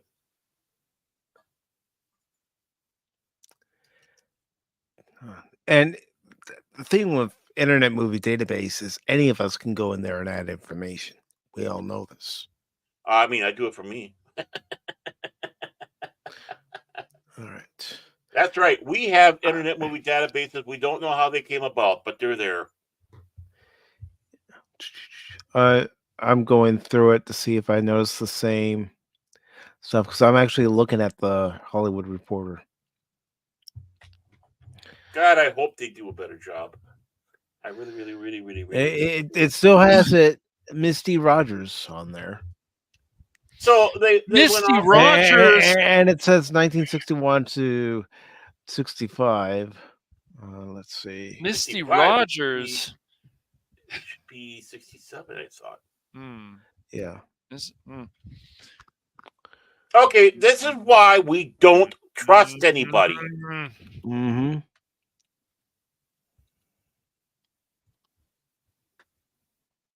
Misty Honestly, Rogers instead of okay. Yeah. This is absolutely ridiculous. It is uncalled for. Mm-hmm. This should be one of those situations. This is why we're saying we have to question everything. This is you have to. It's why you hear me say this article is from. It is by, like today, Geek Tyrant saying they're getting their information from Variety. Mm-hmm. Right. This is our advice to everybody who covers pop culture. Check the sources, check multiple sources, and question it as you're reading it, and look at it as you're reading it. Yeah, I'm doing it right now. I'm just going through and. Oh, he was on Bizarre with Bob Einstein, who is Alan. What's it? Brooks, that does stuff on The Simpsons. His brother, who James L. Brooks. No. What's this? The voice actor, Alan Brooks? No, what? How I got him in a block on. He was even in the Simpsons movie. You're talking about the one who played the voice also in Finding Nemo, right? Yeah, him. Yeah. Albert Brooks. Albert Brooks. Thank you. I knew it started with an A. Yeah. Okay, that's how they're brothers because Albert. It was obviously Albert Brooks could go out there with Albert Einstein. You know, it sounded too much like the smart guy. But I'm looking on here. I'm looking at the interviews from the Television Academy Foundation. Now, this guy has got a pretty good thing. I've actually heard of him. He talks about performing on Fred Rogers' Canadian precursor, Mr. Rogers' Neighborhood, Oh, not Misty Rogers' Neighborhood? Yeah, and basically, and this name is, I can see how they probably got it because they have Mr. Rogers, all one word, and Roger is lowercase, but it is Mr. So, Mr. Rogers. So the show was Mr. Rogers. I mean, the AI probably came across this and went bonkers and did the Misty. But he shares a phone call from how a phone call from Tom Smothers, led him moving to the U.S. and working on the Smother Brothers Comedy Hour. I didn't really like the Smother Brothers when they were airing it again. It's like, no, yeah. But Mother always liked them best. Including the end of the show and its post-cancellation Emmy win. Bly then shares stories from various specials he worked on. Petula and Elvis, the 68 comeback. Oh, that really gave Elvis a boost in the arm. During which he received a private concert from Elvis. He discusses writing for the Andy Williams show, voicing the character of Cookie Monster. Oh, Cookie Bear, voicing the character as Cookie Bear, and writing and producing the Sonny and Cher Comedy Hour, which was a huge hit back in the day. I'm sure it He was. then details the long producing partnership with Bob Einstein, which included creating the show Bizarre and developing Einstein's Super Dave Osborne character, for which they created the series Super Dave. So, yeah, I'm sure many of us have heard of Super Dave Osborne, and he was part of it. Yeah. Oh, of course, man. Of course. Going off of this from the television, it looks like someone's fingers kind of got a little fast and made Mr. Rogers and just it was a lowercase and all one word. And then, of course, all the AIs went bonkers ever since. So that's the closest of actually some intelligence. Wow. Okay, good. It's not Misty Rogers' Neighborhood then, huh? No, never was. No, it's not. That's right. Yeah, I mean, I mean, come on, that's a bad typo. It really is. That's just it's huge. Well, again, that's why a human being needs to go over it and then give it to their editor. Right, to exactly. Go over it. And then you see a typo like that, and you start thinking, "Oh no, is this Chat GPT or whatever? Like, did they just put this in the AI and they got it wrong?" Because I could see them doing that too. So, or they just said, "Oh, we don't care." But it's just insulting to the person who passed away because it's like that's not the name of the show the person was on. No. Yeah. I don't know. That's why you have to question everything you read. Honestly, yes, you do. Question everything you see. Question everything you hear. Yeah, we shouldn't have to, but shouldn't have to, but we do. Yeah, especially when AI plays a factor now. Yeah, these people are lazy. They are. Then they want to lord it over them. Us. Right. Yes, about how I write articles. No. You put a couple words into the AI and you search for it, and you get your story. I want obit. Yep. I mean, I couldn't believe that even IGN recently, and I'm going to talk about it sometime soon, that they're crapping all over Alien Isolation again, and they're like, well, in defense of Alien Isolation, and then they gave it a lower score than even the other guy did, who was an Xbox simp, or still is, I think, whatever, Ryan McCaffrey. They gave it a lower score, and it's like, do you guys just do this to piss people off? Because I'm telling you, Alien Isolation, I don't care what anybody says, that's an easily 8 out of 10 game. And it connects very well to the other Alien movies, and the first two at least. And so, but just like this, they don't care. And so they just go out of their way to piss people off. Oh, we just made a mistake. Doesn't matter. Because if it did, they would have fixed it. So ridiculous. These things are not right. They're just not right. It's fine if they want to have that opinion, but people just makes other people roll their eyes. Like, really?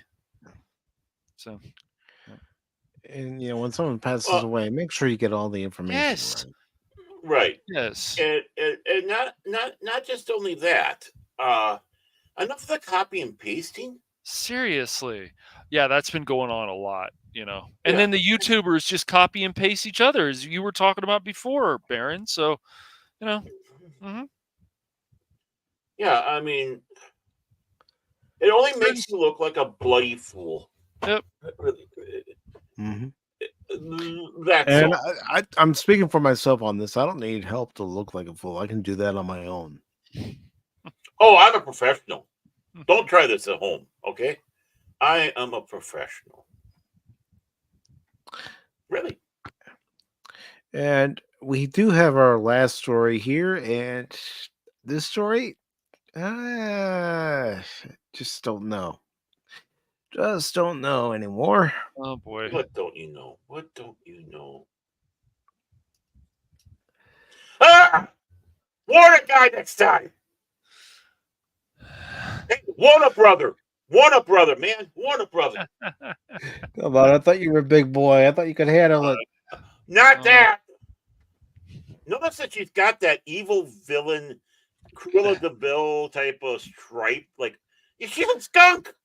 Well, it's just funny because like Rosie O'Donnell, like, yeah, I know you had told me about that Tom Selleck thing. I had forgotten about that until you brought that up, Baron.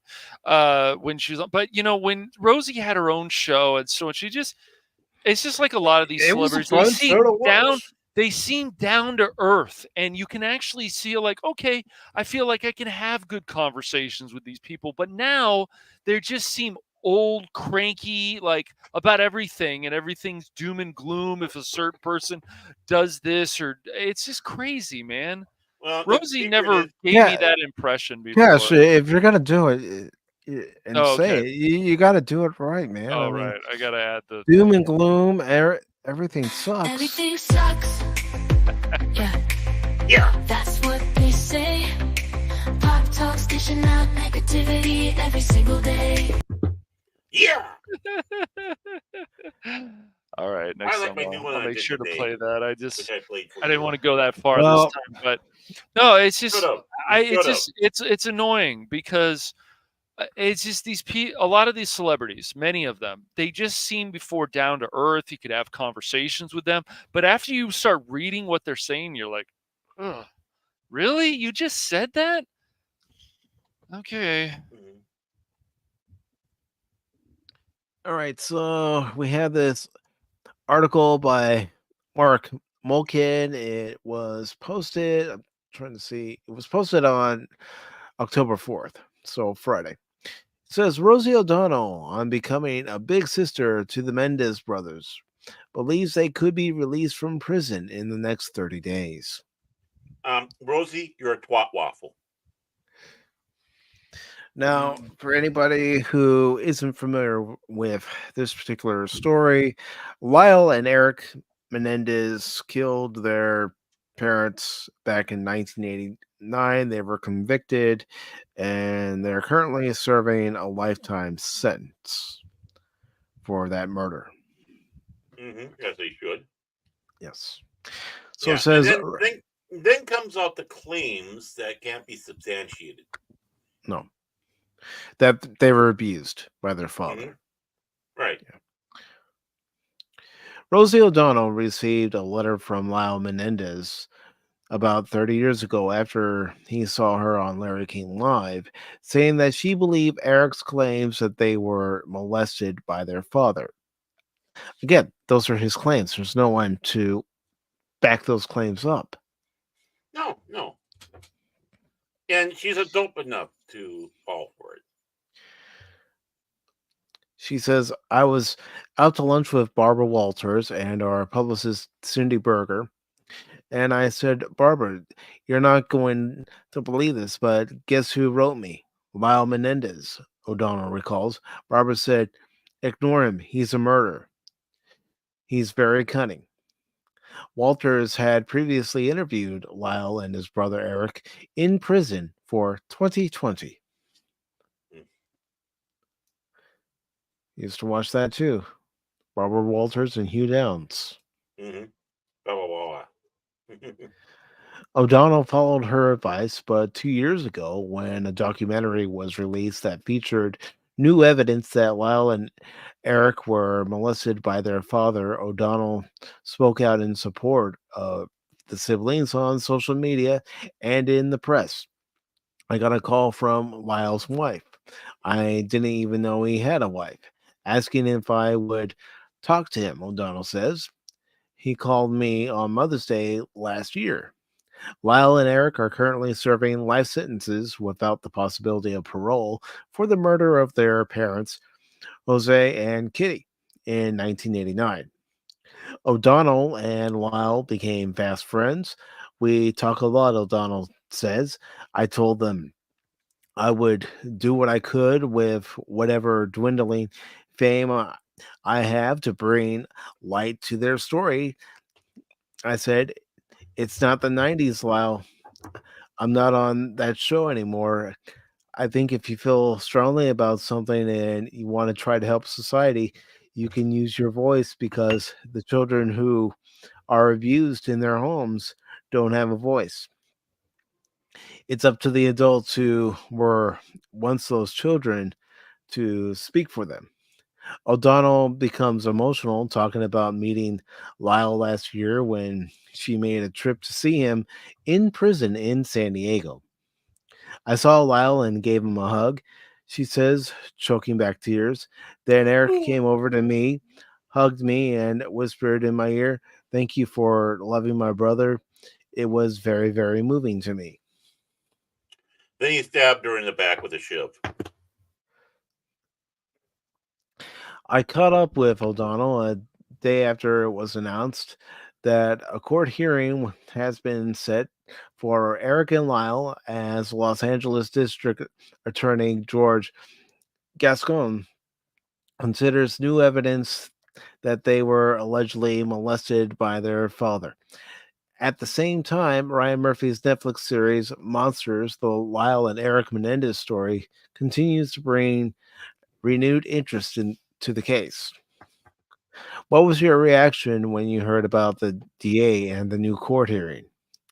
I got a little bit of a heads up from the guys and their lawyers, so I knew what's coming. Shouldn't it be so I knew this was coming? Again, another reason to question everything you're reading. Yeah. I was beyond excited. I knew that from having spoken to them that they were both afraid to hope it could be what exactly it turned out to be. As soon as news dropped, I sent them a text and said, "It's really happening. Now put that smile on your face. Here we go.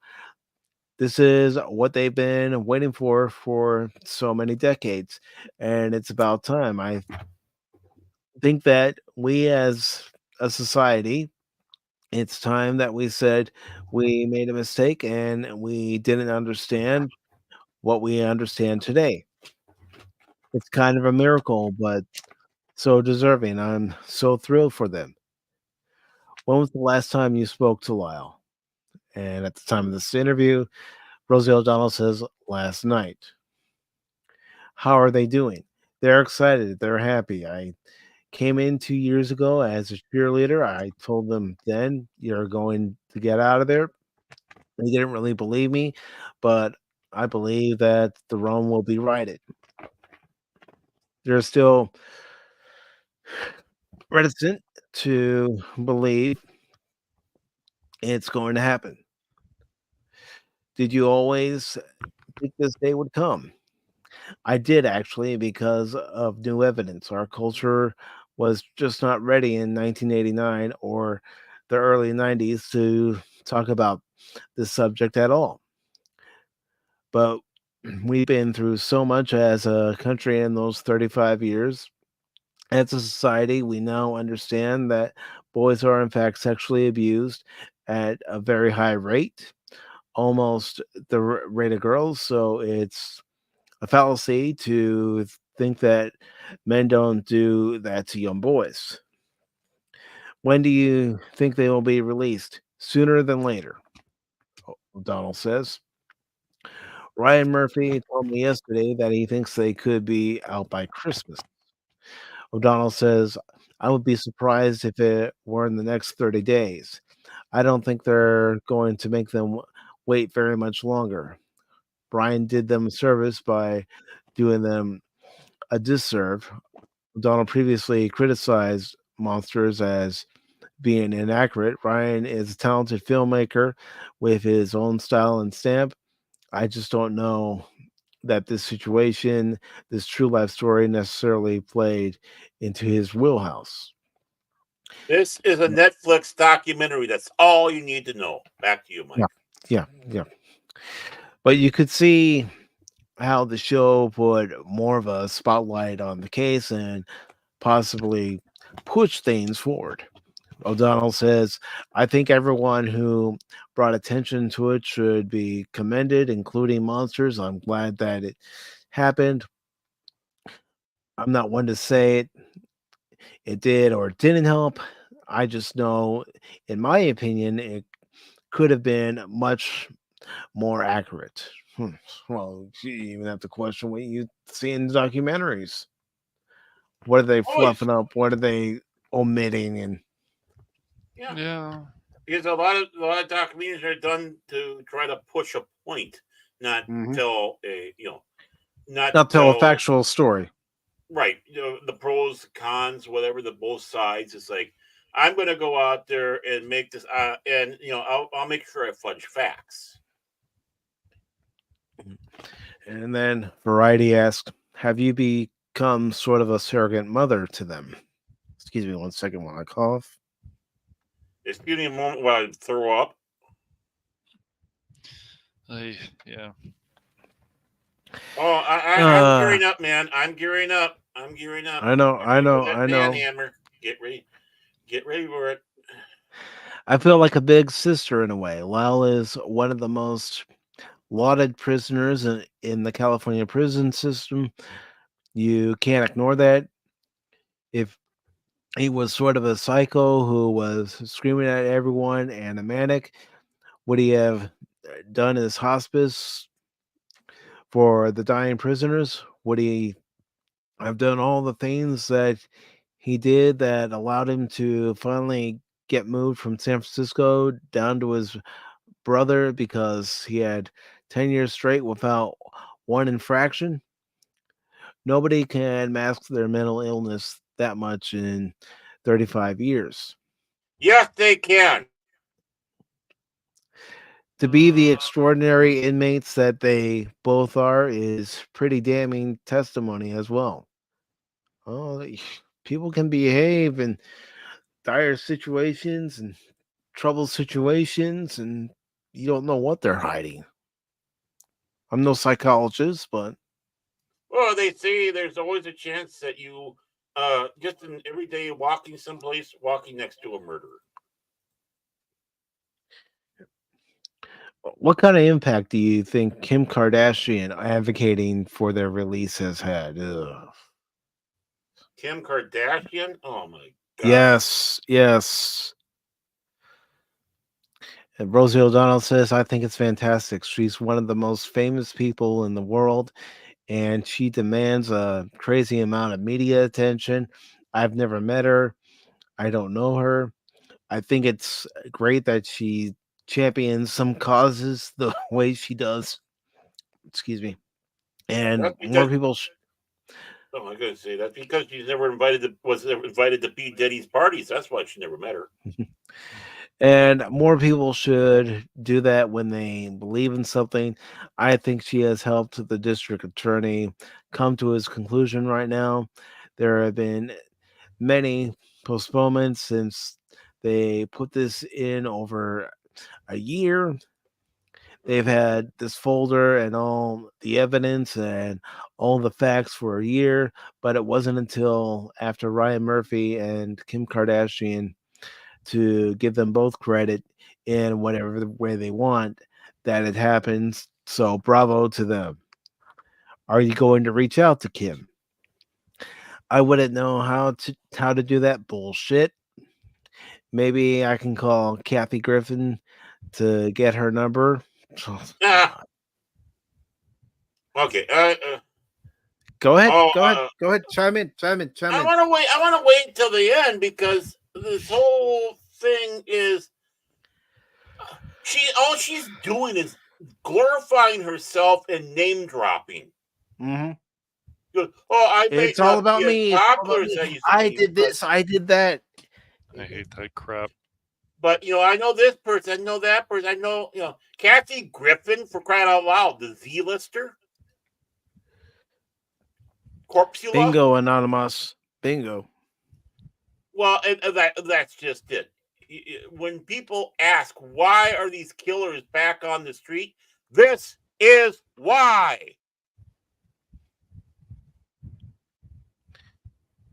They say, if or when Lyle and Eric are released, will you be waiting outside the prison for them? O'Donnell says, if they wanted me there, of course, but I don't want to overshadow things. Yeah, right. You're a celebrity. You're going to be there. So the cameras are on you. The cameras are on them. You're already shining the light on them because of you. You're making it all about you. Yeah, this article is all about her. She's talking about them, but it's all about her, not them. My God, you worthless sack of shit. Let's see. Their family has been waiting for them. All their mother's relatives, all their cousins, something like 70 people are waiting for this part of their family to be returned. I'm happy to see them or take them to dinner. It's going to be a very, very hard transition.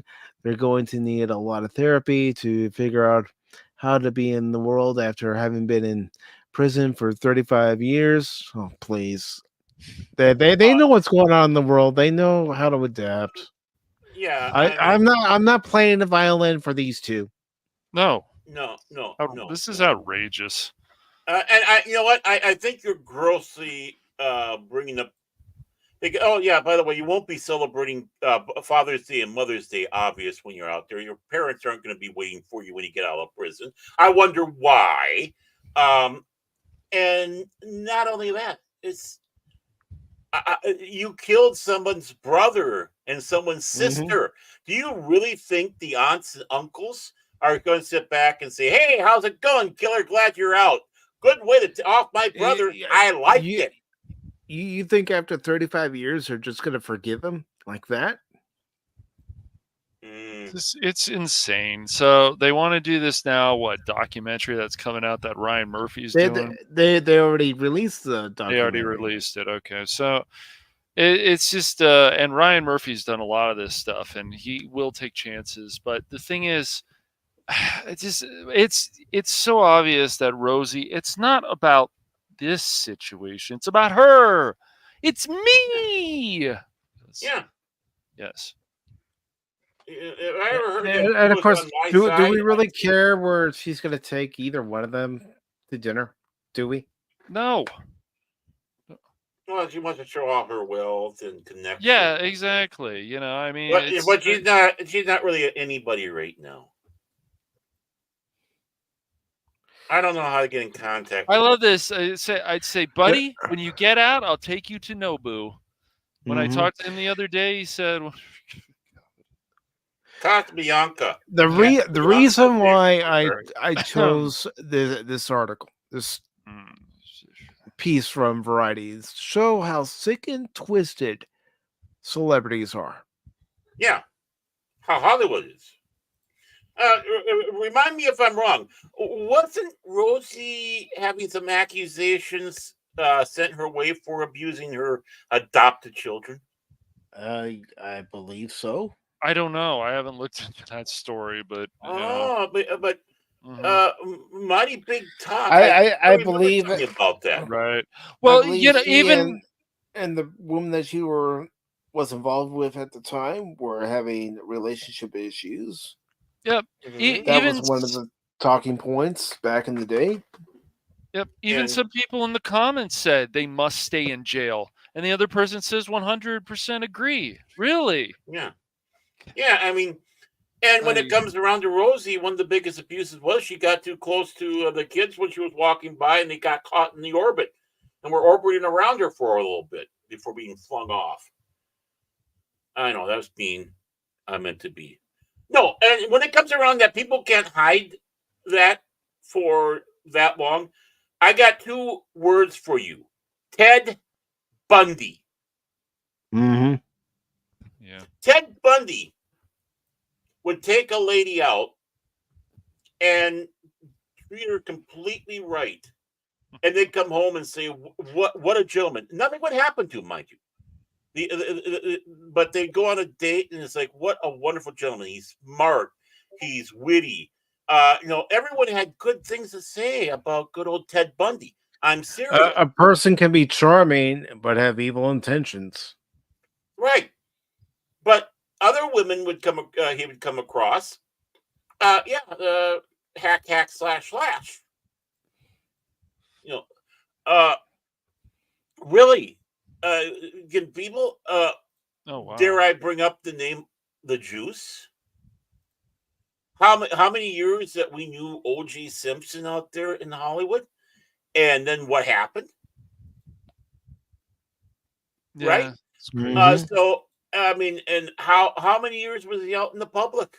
Really, honestly, you can hide some of this when it's into your sight. You these can days. hide some of it in plain sight. Some people are even saying about the Diddy case right now that Right. he was telling people in plain sight. Yeah. If he's that People- arrogant, which I think he is, then yes, Yeah, I but wouldn't be people, surprised. but people want to turn the other way. You know what was a real injustice? The Fatty Arbuckle, when he was accused of killing a young, they say young lady, but I think it was a prostitute, and by ramming a Coke bottle in a hoo-ha area, which was kind of the joke for the topical joke for the day about Coca-Cola. But it was all fake. It was all fraud. Someone was out to destroy the man, left him bitter for the rest of his life. Buster Keaton was making comment about that. He was trying to work on a film with him, and Buster was just, Fatty was just bitching and moaning about that. Rightly so. But he became so bitter he couldn't do the film, and I think Buster himself took over for the directing. You got to be careful with the accusations, especially the accusations of that they can't defend themselves. Mm-hmm. Oh, he abused us. Oh, so he killed mom and dad, which brings X for doubt. Oh, there was a ton of money involved. If I remember right, Yeah. one of the fears They were was well-to-do family. Yeah, and one of the fears that the kids had, if I remember right, is that they're going to be cut off or have a significantly small amount of money left for them. That we had money, and that this was a money thing, greed thing. Mm-hmm. And we've all seen these spoiled brats and know that someone would go that far. Rosie, you've been around it. You're flopping around like a big walrus out there for a lot of it. Rosie, you're a moron. Have them live Anybody with you, who then. thinks that the Mendes brothers should be released, they're crazy. Absolutely batshit crazy. Rosie, double down on this. Have them live with you. Them and their wives or wife. I mean, if there's only one. Have them live with you. I'm sure you got a big enough house. You can help them get integrated into the new world if you really fucking cared. And if you really have faith in the stuff that you're saying. And make sure your door is unlocked to your bedroom. Don't lock it. You got to have faith, right? These are decent boys, right? And don't be looking over your shoulder every time you're walking down the hallway or flopping down the highway. You can't go about that. So put your money where your mouth is. Well, Fatty Arbuckle was only 46 years old when he passed away. Jeez. Mm-hmm. Yeah, he was young. Yep. hmm And he was. I try to remember which one it was. Sherlock Holmes Jr. I think that was the film he's supposed to direct with Buster, and I think Buster took over because Fatty was just at that time just He was broken. He was broken. He was a broken man. Yeah, I would think so. After that, he was charged of first-degree murder and basically, Yeah. mhm, And an what about unfit the organ. evidence? What about the evidence they had about the fact that these two kids were spoiled brats that wanted money, and that played into it? Oh, that Of never course, happened. I mean, growing up in Southern California, I can remember that being one of the top news stories. Was their trial? Right. 100%. Even here, everywhere. I mean, this was major news, Mm-hmm. and this isn't reform. This is punishment. This is keeping them out of the society for the rest of their lives for what they did. Matricide and patricide. Mm-hmm.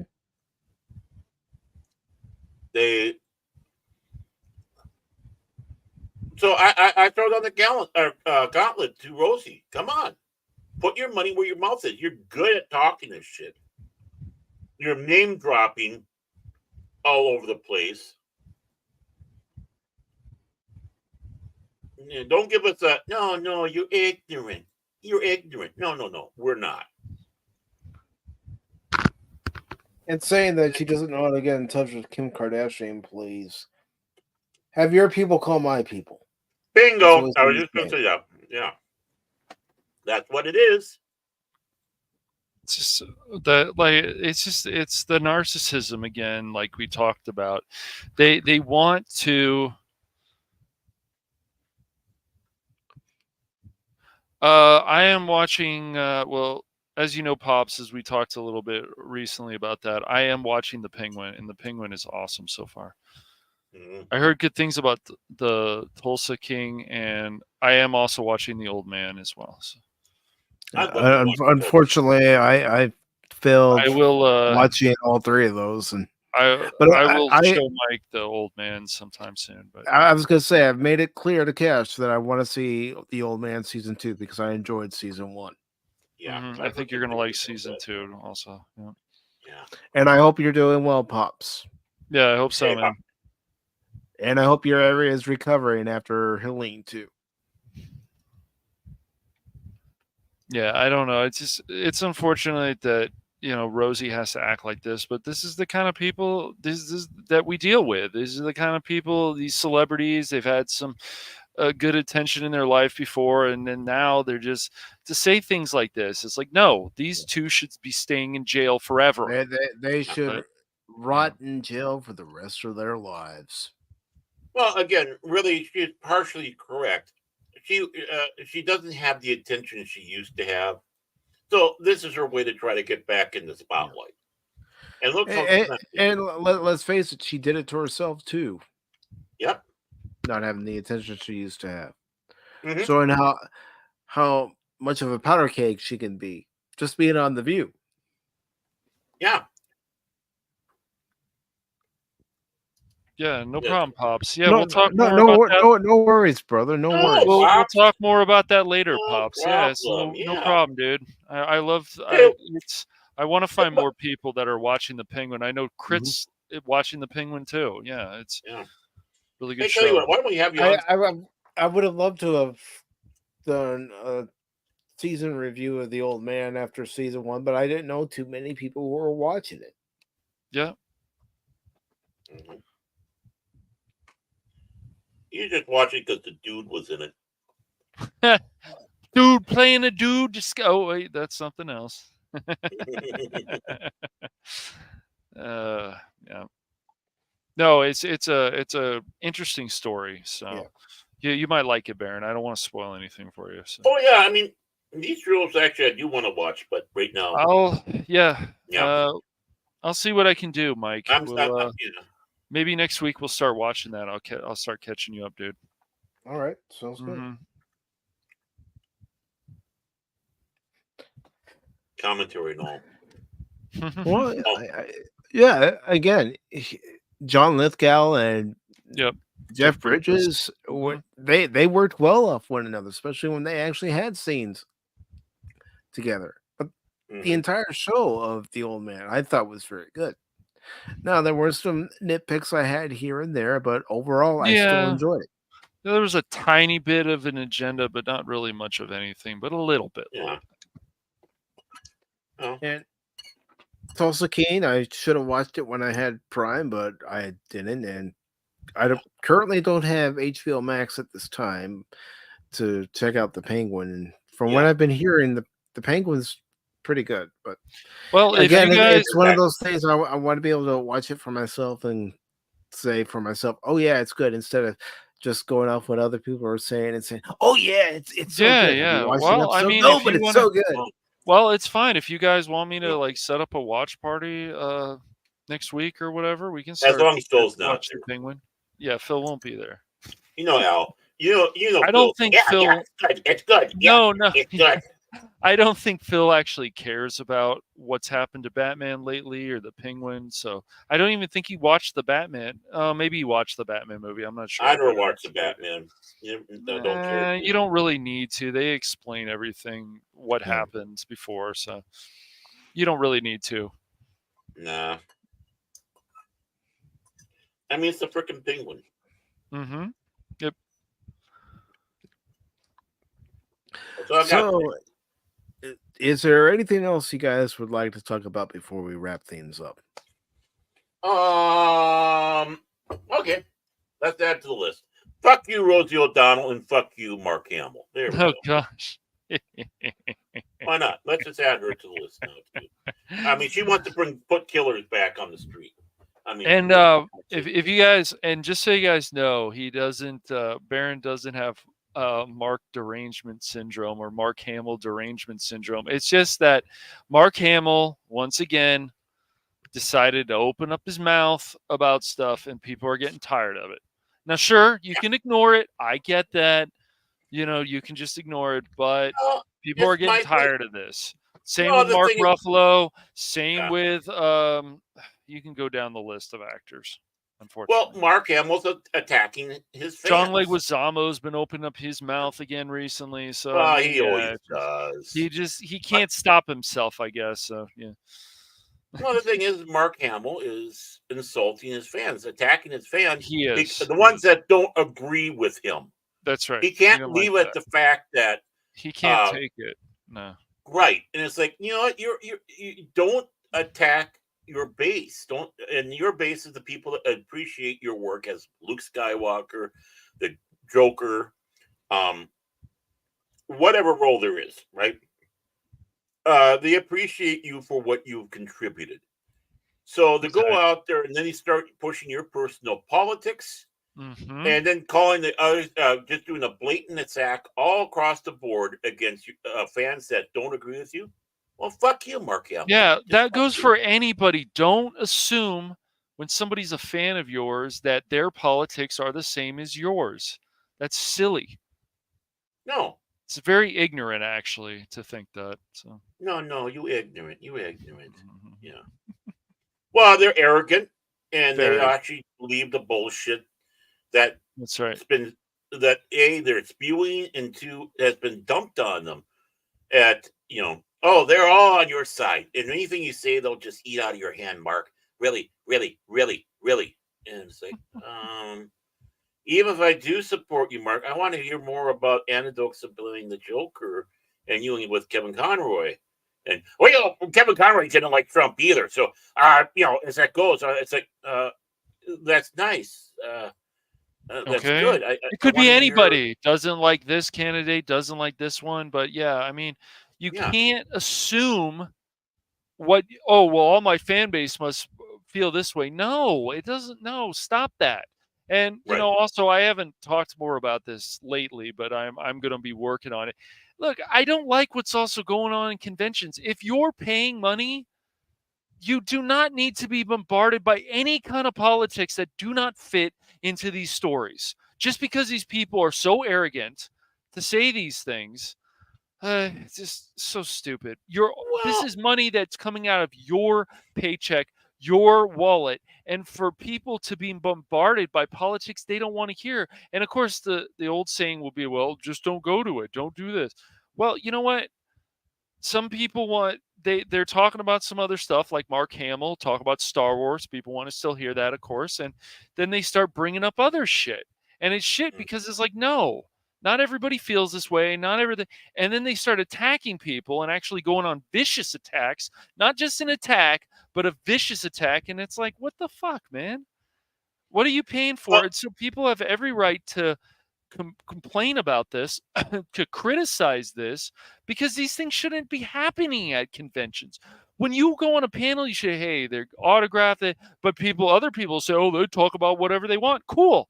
Then when people come up there for a question or they want to talk, then tell these, why are you bringing this up? Why? Yeah. So Cash go ahead, took a Bear. breath. I did. Well, the thing is they all think they're like Harlan Ellison. They can get away with it.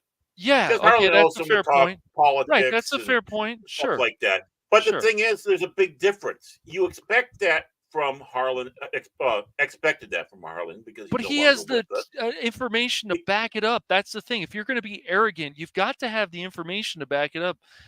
Well, So, yeah. and the pedigree. I mean, you take a That's look right. at Exactly. what he's done in his Yes. life Right. and what he contributed to, and no one can say that he was a hack writer in any way, No. shape, and form.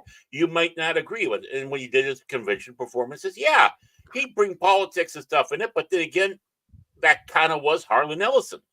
You Mhm. expected that, not from Luke Skywalker. No. You know, you tell me about the Empire then. You know, go out there and talk about the Empire and keep it fictional. Don't bring real life politics in. Mm-hmm. There, you can talk those politics. How's that sound? How did it Yeah. feel when Biggs was killed in the Right. Death Star? I mean, There and we go. especially when you're paying for money in a convention, there shouldn't be crap that you have to deal with because that's just the way it is. That's ridiculous. Yeah. Everything in the Well- convention should make sense that's there. Well, Josh Whedon was the one that really opened these doors to the conventions doing that. When he set up a campaign table for John, I believe it was John Kerry at one of the conventions. Oh, did he?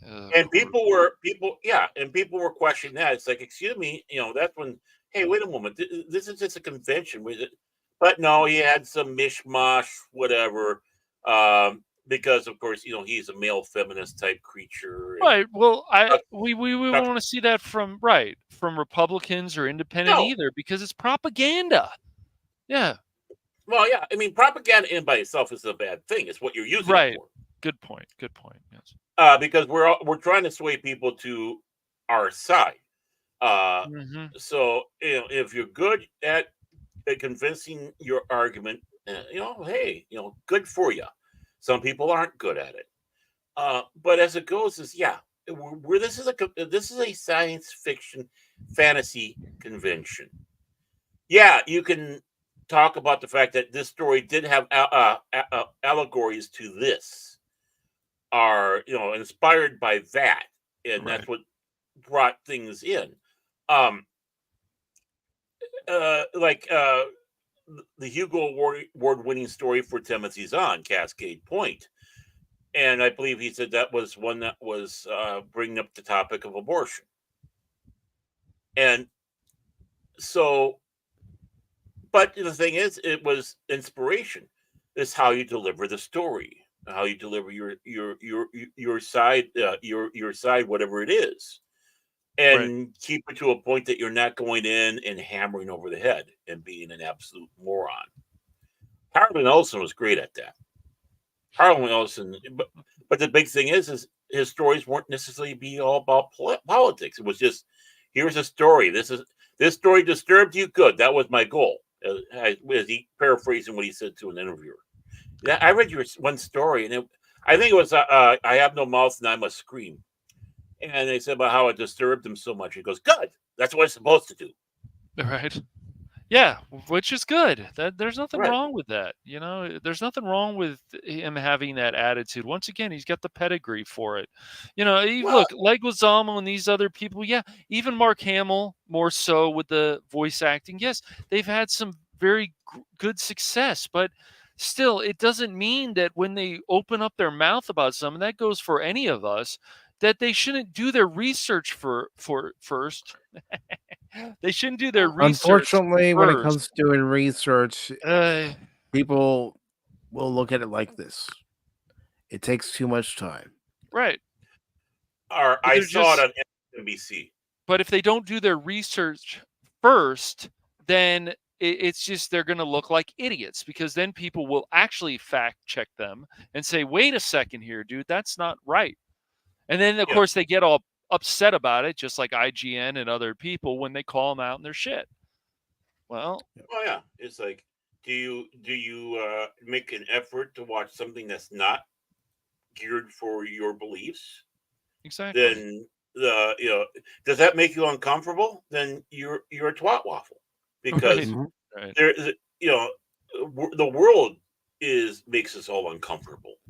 Yeah. Hearing stories that people do out Life there itself makes you can make you uncomfortable. Of course. The Mendez brothers make us uncomfortable. As they should. They should make Rosie anybody O'Donnell makes me well, especially when she says things So like some of the this. cringe-worthy comments from celebrities Yes. make me uncomfortable thinking, you really just said that. Well, do you guys also think like because Phil and I had been talking about it before, do you guys think with this P. Diddy thing, do you guys actually think that there may be some big celebrities that are really tied to this and may actually go to jail? I know we've talked There's a about it a little possibility, bit but before, whether they maybe, actually but serve any time, that's another thing. right, exactly. So Well, why are they scrubbing their Twitters and Yep, other I know. things out Because there? they have something to hide. Mhm. Right. They do. If you have nothing to hide, then Exactly. you don't scrub Yeah. your social media accounts. If I was innocent in the whole thing, I would not take that off. It's like, see, look, nothing was going wrong. I was obviously at the right party, not the wrong party. That this all was happening. But like I think you said, Cash, he's arrogant enough to be going out there and telling people about his party. So it's like, well, he did these things. Why did you go?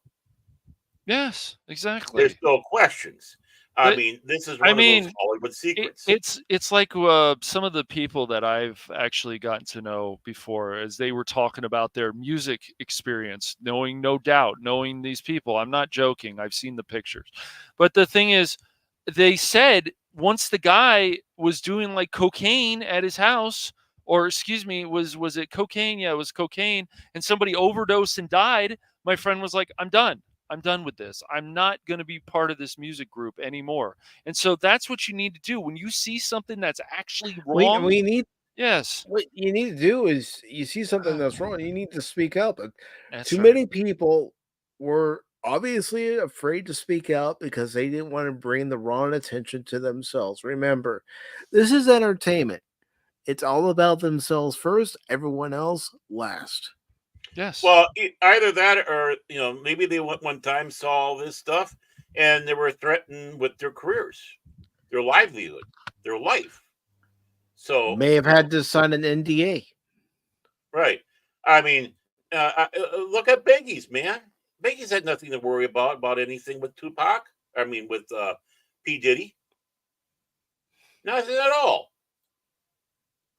And remember that it's just like we're talking about old Kimmy, but let's not forget. Was it P. Diddy? I can't remember, but being accused of doing a drive-by shooting on one of the fellow rapper urban troubadours, and she was flown out of the country for a long period of time, so she couldn't testify. Yeah, you're a classy bitch. Okay, that's why I never liked her. I've never liked her, and that's one of the reasons right there. We all know her claim to fame. Hard. Yeah. And then, of course, Ryan Seacrest being a producer on, their show, The Kardashians, Living with the Kardashians, or whatever the hell it was called. Yeah, they that got guy. so many of them. He was. Yeah. Well, Ryan Seacrest used to be. He wasn't when he started on Star. I think it was on the radio. Yeah, before a lot of people knew. He he was a lot less annoying. And then when he took over the Dick Clark's Rocking Eve and different stuff, you're like, this guy. And of course now Dick Clark's Rocking Christmas Yep. Eve. Yep. Yeah. Something like that. Yeah. Mhm. Yeah, it's now he's the host of Wheel of Fortune. Excuse me, Wheel of Fortune, and I'm just like, I have no desire to ever watch that show again. I just find that dude very annoying. Well, I like TCAP, how he- I'll take a Kardashian over Kardashian. yeah. Those spoonheads are kind of a turn on with those ladies. But in all seriousness though, Ryan Seacrest, you said the important word, less annoying. No, Yes. Seacrest. Seacrest. I'm going with the MXC. Well, I mean, I think even when he was one of the well, careful with that. We all know what you said when we were talking about Henry Cavill and Feige. Well, it's interesting too because I think when he was still hosting, I don't know if he's doing the hosting stuff for American Idol. Still, he might be. I don't know.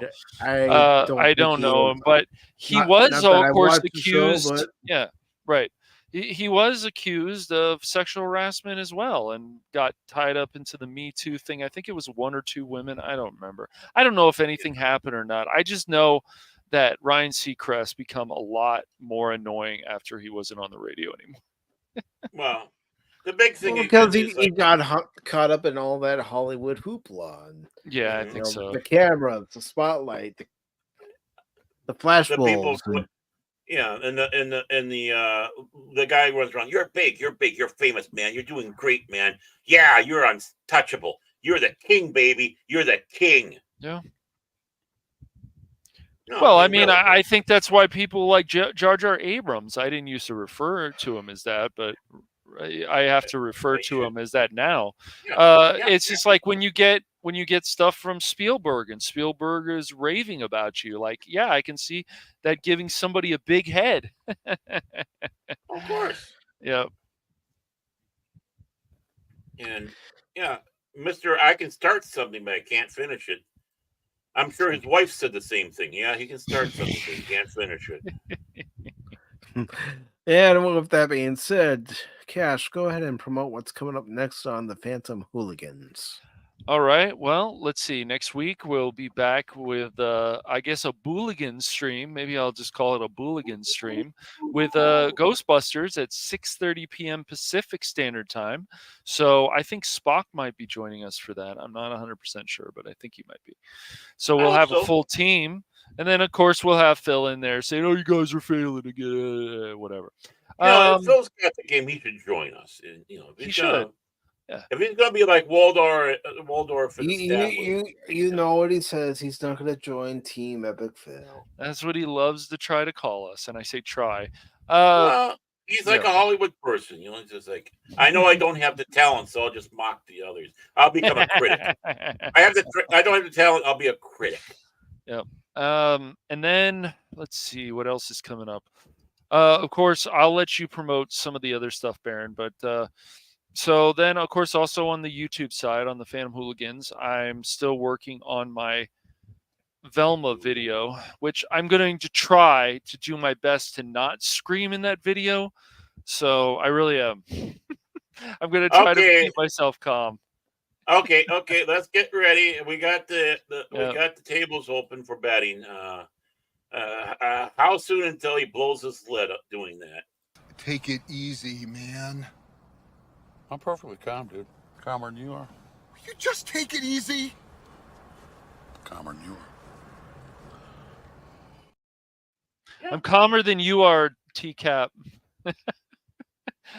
I don't know what TCAP is talking about, but yeah. So that's coming up, and then what's this still come up? Oh yes, it's so weird. Let's see what else. Oh yeah, the Splatoon 3 stream is coming up still in a few days. So that'll be a live. I'm not. I don't know what TCAP's. What are you saying about your wife? I know. I don't know what he's talking about, dude. Oh, that's right. I forgot. J-Lo is. Oh, J-Lo, right? Yeah, my is J-Lo. living with you now after that. You moved in with J-Lo after she left. Right. Ben. And Ben's now living in your bedroom, taking care of dude. I think it would be hard to date. Look, for J-Lo, I have a feeling, maybe there would be some good times, but I just get the feeling about that woman that she really has her head way far up her ass. Okay. I know. Cash. I know. The hell you say? I agree. But so I really do. I just the way she talks about certain things, like, ugh. But so that's all coming up right now on the Phantom Hooligans and then Cash Money 007. So that'll be a good time, and then I'll let Baron promote the other stuff. All right, Baron, what's coming up on the other stuff? Baron Ortag's Phantom Legacy, Cash Money Madness, 540 Studio. Oh, I feel sorry. I feel sorry for you this Thursday, Jace. That's all I'm gonna say. I don't even know who's supposed to be in charge. But here, this is how you do. This is how you do a plug-in here. Yes, coming up next here. Hopefully on Monday or Tuesday, I'll be releasing another gaming stream that doesn't echo on my channel, Baron Ortag's Fandom Legacy, and that game, of course, is Contraband Police. Yes, Contraband Police, working for the motherland. Also, you can catch me on Chase's channel, the 540 Studio, and that is for The Beyond. That's anywhere between 6 and 6:30, normally 6:15, but you know how things can go over there because we have a crazy Norwegian. So go on over there for The Beyond. You'll find, of course, Jace. Hopefully Prismatics is feeling good to join us, as well as Celtic Cajun, Hoshi, Whoopa, Troopa, and, of course, Cash Money, and myself. So please join us again on 540 Studios, The Beyond. And then on Rumble exclusive, because Cash and I are a bit snooty, very snooty, in fact, we do have our show on the Rumble side only, and that is Cranky Old Fans. And we do that because it gives us an opportunity not to be so fearful of the powers that be lurking over our shoulders saying, oh, we don't like what you're saying. And we do that on Tuesdays, and I'm going to be nice. I'm going to go with Pacific Daylight Time first because that's where it's coming from with Cash Money's channel, and that's 8 o'clock Pacific Standard Time, 10 o'clock on the most important of them all, Central Standard Time. And that's on Tuesday on Cash Money Madness. Cranky Old Fans. Back to you, Mike. And TGAB, it's not being cleverness impaired. Exactly. It's wanting to get the show done. That's right. No, it's not. Yes, we understood what you were first saying, TCAP. Don't think we didn't. We were just like, what is he talking about? I don't understand. There's something wrong with that, man. There's something seriously wrong with it. Nice stripes, Bill Murray. Yeah, yeah, you got it. You got it. I'm not the dullest knife in the drawer, but I'm also not the sharpest either. Yeah, but boy, would I like to have been John Kerry in a few scenes in that movie. Yeah. Mm-hmm. Yeah. But yeah, I do feel sorry for the Beyond on Thursday because from what I've seen, Jason's putting you two in charge. Well, we're going to follow the same format that we did last week. I think we need to keep that. So we are? I think so, yeah. Oh. I was going to see if I could tank the channel, but then again, Jason said certain things I should have gotten his channel kicked off completely. That's true. So that's very I don't think true. There's any damage we can do to that show. No, I don't think so. Either way, with Tweedledee and Tweedledum running the show. Oh, boy. That's it, man. It's game over, man. It's game over. You know what we should do? We should just go through the show and just go off with the F and R's for the whole show. Just for him. Just for him. We should, but we haven't played this clip in a little while.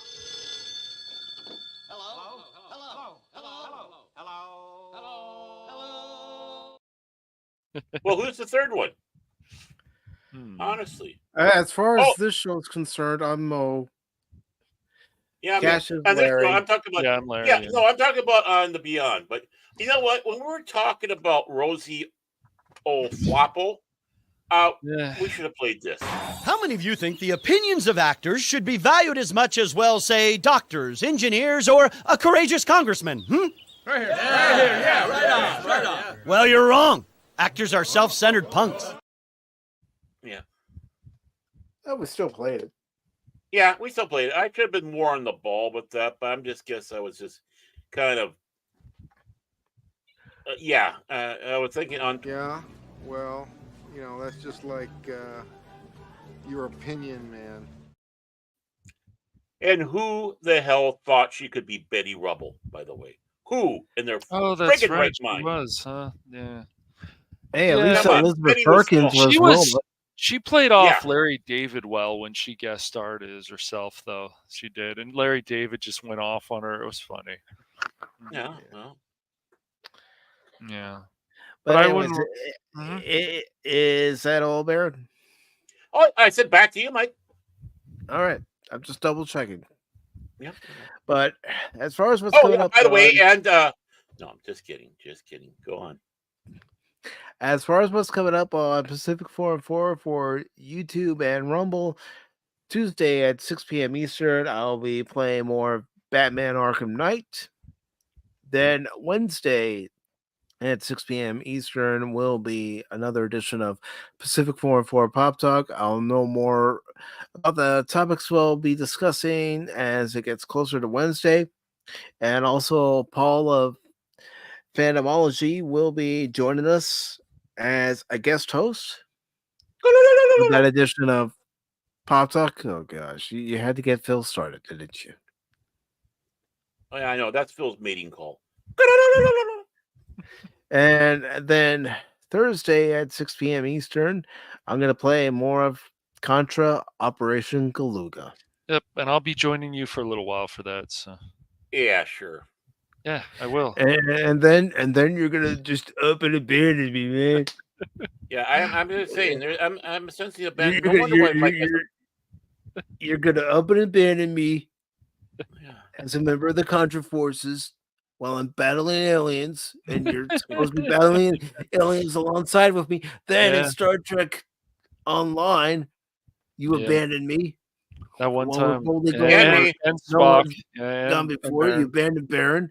And then in Ghostbusters this Friday, you're probably going to abandon us because you're going to see some hot lady ghosts going around and go, hey. Yeah, that's not going to happen. But you're going to pull a Ray. You're going to pull a Ray. You're going to be lying there in bed. Rosie O'Donnell will be jogging along by his house wearing hot pants. It's like, no. Yeah. No. Rosie O'Donnell. Oh boy. Cash, honestly, you're an asshole. Sometimes. Sometimes, yeah. Sometimes, and not always. But I'm a smart ass. You're an asshole. Abandoning us like that. Jeez. Not the first time. It won't be the last time. No. But thank you, everybody, for tuning into this Sunday edition of Pacific414 Pop Talk with the Two Stooges and myself. The third. Maybe. Sometimes maybe. Okay, maybe all the time. You're a but mole. really appreciate it, everybody. Make sure before you leave that you hit that like button over on Baron Norman Tag's Fandom Legacy, Phantom Hooligans, and also Pacific414 on YouTube and Rumble. And just to let you know what we'll be doing for next Sunday, well, I'm just going to play a little song. For you, but I'm going to make sure it's not too loud. Here's a story of a lovely lady. Oh, yeah, there we go.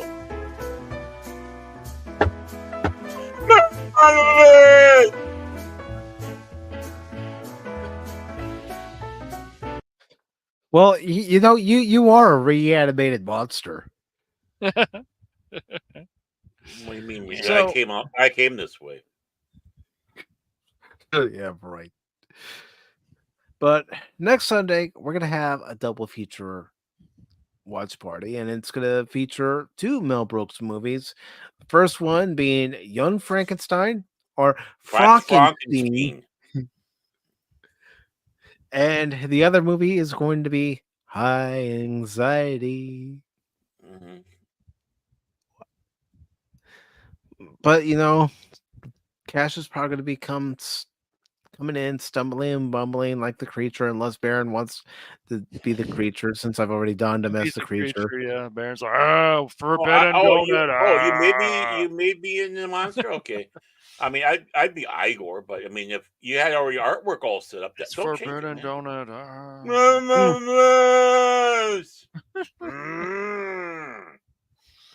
So what did the monster give you? Oh,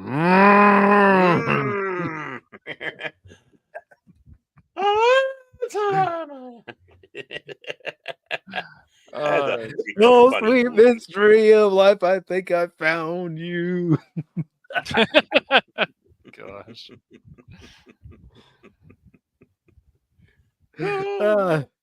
Which, of course, is the same thing Madeline Kahn is saying earlier. Yeah. Great movies. Both Young Frankenstein and High Anxiety. Must have an enormous Schwanzstocke. Yeah, I'll play the monster. Would you like to roll the hay? Yeah, I would. Yeah. Werewolf. Dare wolf. Dare castle. Well, you started it. That was double feature next Sunday. It's going to be a lot of fun. Go ahead, Baron. That was Airplane of his day. It really was. It was. And then near the end of the month, it's going to be on the 23rd. Our second watch party. It's not going to be a double feature. Don't worry. But we're going to be watching the original Crow, starring Brandon Lee. I'm looking forward to that. I've never seen it, so. Yeah, I've never. I think I've only seen clips. So I've only seen clips. I don't think I've ever watched I rented it out when it came on in video. Me and the former long suffering, we watched it. But that was a long time ago. Yeah. So that's what's coming up on Pacific414. And I'm still waiting to hear back from a couple of people I've asked about coming on as guests, so we can talk about them and their channels. But other than that, I want to just take the time to thank those of you who were here. Some of you I know were lurking. Anonymous, Anonymous, Anonymous, Anonymous,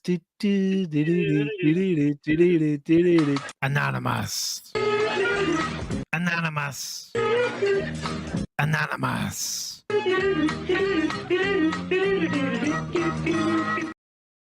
Cash must have got tired of her singing.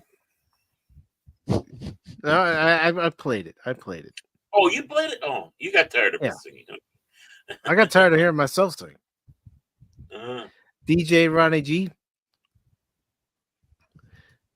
Wolverine, it's good to see you. Phil McCracken, he be trolling. Low Spec Linux Gaming, formerly known as Low Spec Linux Laptop. Put enough in the chat for the laptop, please. The Pad of Wannabe. Lord Crit of Everest Productions with a silk top hat and his monocle. What did he mean by that, though? Come out of your shell. I don't know. Don't make this. What? Am I not turtley enough for the Turtle Club? Maybe well, not. that's what we have to ask DJ Ronnie. Turtles. FKHC 2005, also known as Tim. Pops, great to see you. Good to see you, Pops. Big Daddy T-Gap Steve. Yeah, that's right, Big Daddy T-Gap. And T-Gap saying dishonor on You dishonor on your Baron. Okay, dishonor on you, Baron. Okay. Not the first time, not the last time. But you all have yourselves a great rest of your Sunday. And I hope the week goes well for you and look forward to seeing you at some point during the rest of the week. Take care, all. Nah. Autobots, transform and roll out.